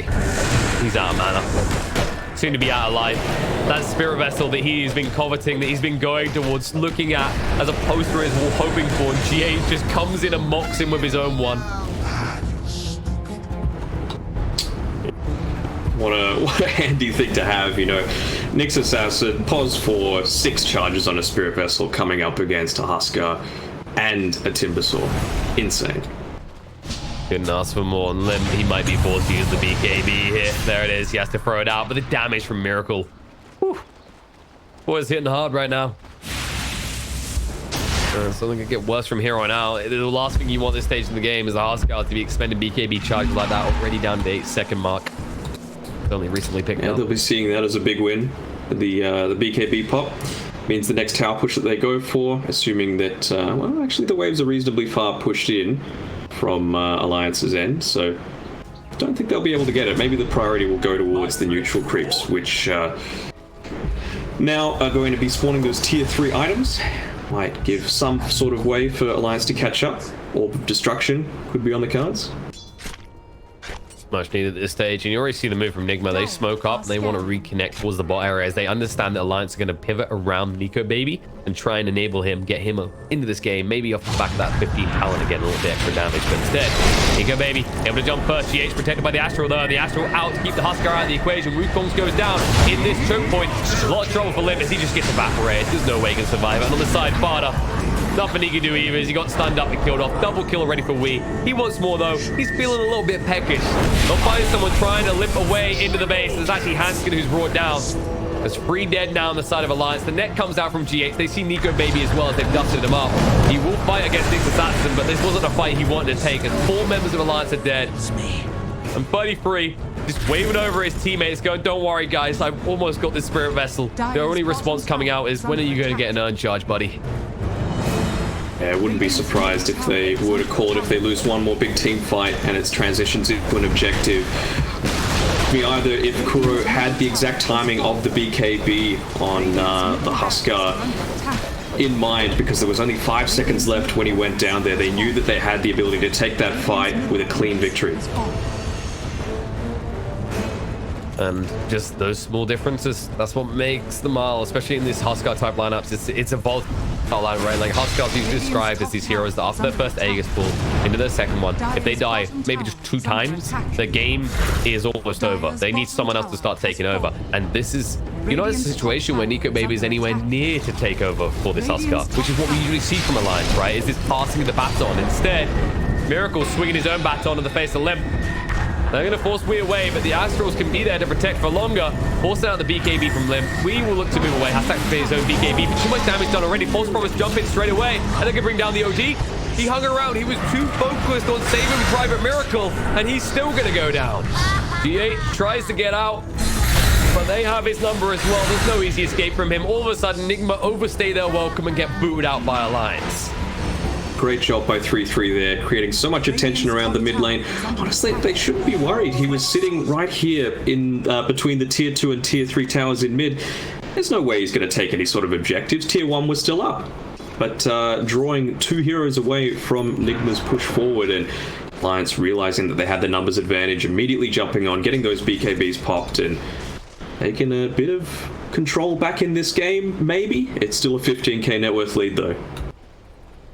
Well, Empire's downfall starts with one small step, and this could be the beginning of Alliance comeback, but they're going to have to do this a few more times. And as you said, Nigma, they might fall for that trick once. They might get distracted by 33 once. Not necessarily again. Of course, the advantage 33 has now is if he shows off these fights, he does now have that Spirit Vessel. He dies like this, however, it's not a good way to use it. Yeah, he's already got the stacks of the reactive armor up, though. Yeah, but the damage is way too much. Yeah, way too much. It's the Vendetta play. Every single time, spike Carapace into Vendetta, and suddenly you have no reactive armor working for you. And they even spotted out Nico, baby. They're going to hunt onto him. The net's going to come out as well. The Spirit Vessel is thrown out onto him. Nice stun. We'll get them in range and bring him low. With the Astral, that is bye-bye Nico, baby. As he'll buy a few more seconds. He won't make it out, though. Miracle. Playing with fire up here. He's backed up, though. They aren't playing stupid here. If they're going to split up, it's always this split up and with a friend, right? Any rule of thumb whenever you're in a horror movie right now, and when you're blind like this in the top area, that can be the case, but they're not. They're the ones with the wards. They're the ones with the smoke rotation, and Fada is the one with no TP. Oh, the Battle Strike. Don't see him, though. No escape for him. Close, but no cigar. You're the only one getting smoked around here. Yeah. Thought maybe Nigma might try and get onto that high ground. They had the full mid-wave pushing in that they've already taken the super creeps from. But if you can pick off Fada, you're probably going to be able to transition into that very easily anyway. Bannerins as well, up in the next 20 seconds. They've taken outpost control once again. I forget what it was at 20 minutes. I want to say that it was 1 outpost each. But Alliance definitely starved for XP this game. And 33 starved for any relevance in this game. He gets hit by the Vendetta, the Spirit Vessel. The Yules will buy him a few seconds, but he's dead. No reinforcements coming. His game right now is split push until my team is ready to fight. But you can see how quick Nigma just move across the map and punish that each time. Net worth's in the bin as well, sitting down at 7th position. Only 8.1k net worth at 30 minutes in. That's not what you want from a Timbersaw pick, especially one that you took early on. No, they need to look at Kuro. He's just continuing to farm up crazy. He's had this Philosopher's Stone the whole time. He's already got the Guardian Greaves, the Vlads as well, and 2,000 gold to spend. You know what? Chen's never been so happy. He's just looking at all this money and wondering what the hell to do with it. Like, team, do you need any need salves? No, you can heal yourself. Do you guys need wards? I'll buy more wards if I can. Could be a 4-star coming for him next, or maybe a medallion into a Solar Crest. Could be useful for bursting down these heroes really quickly, or providing that extra little bit of protection that Nigma have shown that they're very capable of having for their teammates. Well, looks like he's made a purchase. Radiant's bottom tower has fallen. Fairly expensive one. Be on its way now. I think it's important he keeps for buyback as well, just because the Hand of God clutch save from cross map could be the difference if he goes down too early. Going a holy locket on the Chen. Yeah, this is definitely the point where you now save a buyback in these situations, because that Hand of God could easily clutch a fight even if you die before using any spells. I would actually love to see something like save a buyback, and then once you have it, I mean, even if you have 2 boots, just get boots of travel as well, so you can be just as present around the map if you get split up from your team. In fairness, though, they do still have this tier 1 mid, so there's not even that much pressure for him to go for that kind of level of mobility. Scanning up into this area, you can see the smoke gank trying to catch someone from Nigma off guard. Some good vision up here, though, and they're going to see that the smoke's happened. And Miracle's going to go in with the Wukong's down. The BKB Fada has no escape and he's dead. 33 will try and make his escape, but GH is hot on pursuit, looking for the perfect target, and it'll be Limp. Stuns him up, breaks him as well. Spirit Vessel's out. BKB from Nico Baby and Limp to fight back. The buyback comes out from Fada. They have to stand and hold their ground. GH buys himself some time. 33 zoned away mind control in the meantime, and GH, the hand of God heal. The Sand Slips gets dropped down as well. No one died just yet. GH is just barely going to limp it away. They've already slipped false promise as well. Buyback will come out from Rubik now. On the side, Nyx is going to go down, and the tree line, it looks like 33 is going to join him as Miracle does get himself the double kill. And Limp, getting low on HP, needs to move away. The silence will protect him from the huge damage coming out of the pure form from Weehaw, but he can follow up. Jump in. Limp knows he has to fight here, but the Decrepit fight. Split up on the fight. We goes deeper. Disarmed as well. Ash would have buy a little bit of time, but they split up the fight well. Fada is going to fall in the meantime. That's going to be his dieback, but they will lose the OD. Dead for 90 seconds. Limp is still standing, and so is Nico Baby. Nigma, they have to get out. They have to back up a little bit. Miracle has 1-3 to stand on. He's looking for a play. He's going to jump in on the Limp, who has no mana left. Might be forced to fight here. Tries to turn around. The smoke screen's going down. Force him back mind control. But Miracle's still too tanky. In his own little realm of protection and move away just in time. Long range as Hanskin is stepping off to the right. They will manage to survive. Almost losing their heads for trying to actually bite off more than already the delicious meal they got in OD. Very handy. I thought Nigma was doing a great job in kiting around the Huskar in that team fight. Popped his BKB very early on, had a lot of the effectiveness ruined by being put onto the targets that get doved. I think he tried to go on to the GH's Nyx early on into it. Oh, trying to chase down Kuro at least. Take down some of these killers, babies. Not the babies. His children must die. Okay, the way that you beat Chen is by killing his future, not his now. Nico, baby. Nico, He has no. no future at this rate, but the BKB just in time. They didn't want to hard commit for the hit in time to kill him, so more than enough time to just hit one button and back away. But that does mean that he will not have magic immunity available to him when there's a fight around this pit. And with OD being up in 10 seconds and Roche being spawned, you can bet your ass off that's where you see a fight next. Very handy for Alliance also picking up the Orb of Destruction. Got one sitting on Miracle as well. Sure, that's going to be a key factor in this next fight. Ricky's just become a whole lot more potent. Also, Limp having this Paladin sword just gives him so much sustain in the most crucial moments when you get down to that 3rd HP and you can just pop the BKB. If you can't burst him with the Spirit Vessel on, he's going to recover very quickly and suddenly your gank attempt backfires. Titan Sliver given over to 33 as well, so that extra status resistance and magic resistance going to come in handy. It's just smoke on smoke on smoke. 35 minutes into it. About 6 so far. Yep, smoke and kills. And let's see who's going to die because of a Limp. BKB goes straight in. He's not going to mess around with that Vendetta on the side. The bounce straight goes down. Miracle, he's cut the back line. He's got him behind him. The Spirit Vessel's on him, yes, but Alliance need to retreat, and they're in trouble. The Astral is out, and it looks like Huskar's too deep. False promise, he knows he has to fight. He goes deeper, looking on the Wii, but the second Astral is going to control him up. In the meantime, GH is going to go down to Fada.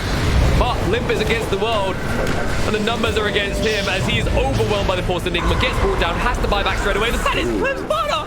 He just goes straight away. Muddy Freeze almost dead. The chase is on. Miracle gets us wrong with a boundless strike. The stance coming out from Nico Baby to buy enough time, and they jump in. They're going to actually be able to bring him down. Wee's going to die. They'll look across. They will be able to find the kill in the meantime to 33, but they need to get Nico Baby out alive. Long range blink strike out towards Limp will allow him to escape, but Miracle is still the bully in this fight, and all of a sudden Alliance have to back off. Just a little slow on the hand of God from Kuro, but I don't think it would have made much of a difference. The instant buyback coming from Limp wasn't really all that useful, I think. A lot of the damage did come through from the other heroes on the team, but I think to back off now, Nico Baby on a shred of health and and mana to recover, get closer and closer to that nullifier, but it just seems like every single fight they're on a knife's edge. Exactly. We're seeing how quickly he gets burst down by Pugner's last hit stick. The level 4 Dagon, I believe, is actually almost got the 5th one. In fact, it should be on the way out at this point. He's the scary bugger at the stage with the Decrepify. When you think about how little the health ball is on the Ricky and the items he's built, he can't be brunting the high amount of the damage coming in initially. Limp has to be tanking the whole thing, and now the Limp doesn't have buyback. It's dangerous. And the back line stabbed into. Fada has to use false promise himself. BKB from Nico Baby is almost dead already. Limp, he needs to escape right now. He doesn't have his BKB anymore. He's hit up by the Spirit Vessel as well. They don't want to go up in the high ground. They don't quite know what's going on here, but they do know that Fada is no longer in the world of the living. that advantage. ImbaTV previously used a few minutes ago, so Farda's definitely not going to be a presence in this team fight. They can confidently take Roche, although Lions, they can see that it might be now or never. They're considering it. The problem is this Nyx. He just stands there with a spike carapace when you don't have your BKBs available. There's no way you can approach. Instead, Limp now has no mana. So no way of disarming them. With BKB already, and he doesn't have the attack speed. They just have to move away. Hanskin at least gets the lift down to Miracle, but the Yules comes down to him in return, and he will not be getting out alive. Dead for 50 seconds. And that should be no more interruption for Nigma, as they can go and take a moment of silence in the pit with Roche. But instead, Monkey King's going to go split push first before being returned to Chen. Yeah, just looking to finish off that Abyssal Blade. Trying to take control of the game, finish it up. I don't think they want to wait for this 40-minute timer. No, at this point, with this sort of leverage lead, 27,000 net worth up over to the side of Alliance, you don't hang around. You don't want to risk Nico Baby reaching a hyper late game scenario in which he actually has items, because that's when Ricky does hit like a truck. Force getting ripped through very easily, but and they're confident that the Huskar, his BKB is down to 5 seconds. They've been doing a fantastic job so far of timing their own BKBs to make sure that they're countering a lot of the aggression coming out from him. Most definitely. See though, their durations aren't the longest either. 7 seconds on the Monkey King, 6 seconds on the Odin. Fires occur. Astrals to mess with it. We're just hanging back apart to see how this one plays out. And Limp actually the BKB gets the pulse promise already. He needs to start hitting hard. Miracle gets here. Abyssal jump in straight away. He's going to control him up. The balance strike goes out to 33 and he's already dead. And all of a sudden Limp, he's going to be burned up in the middle of the mess too quickly. He's going to go down. No way back and is dead for 100 seconds and the GG gets called. Without the Huskar, there is no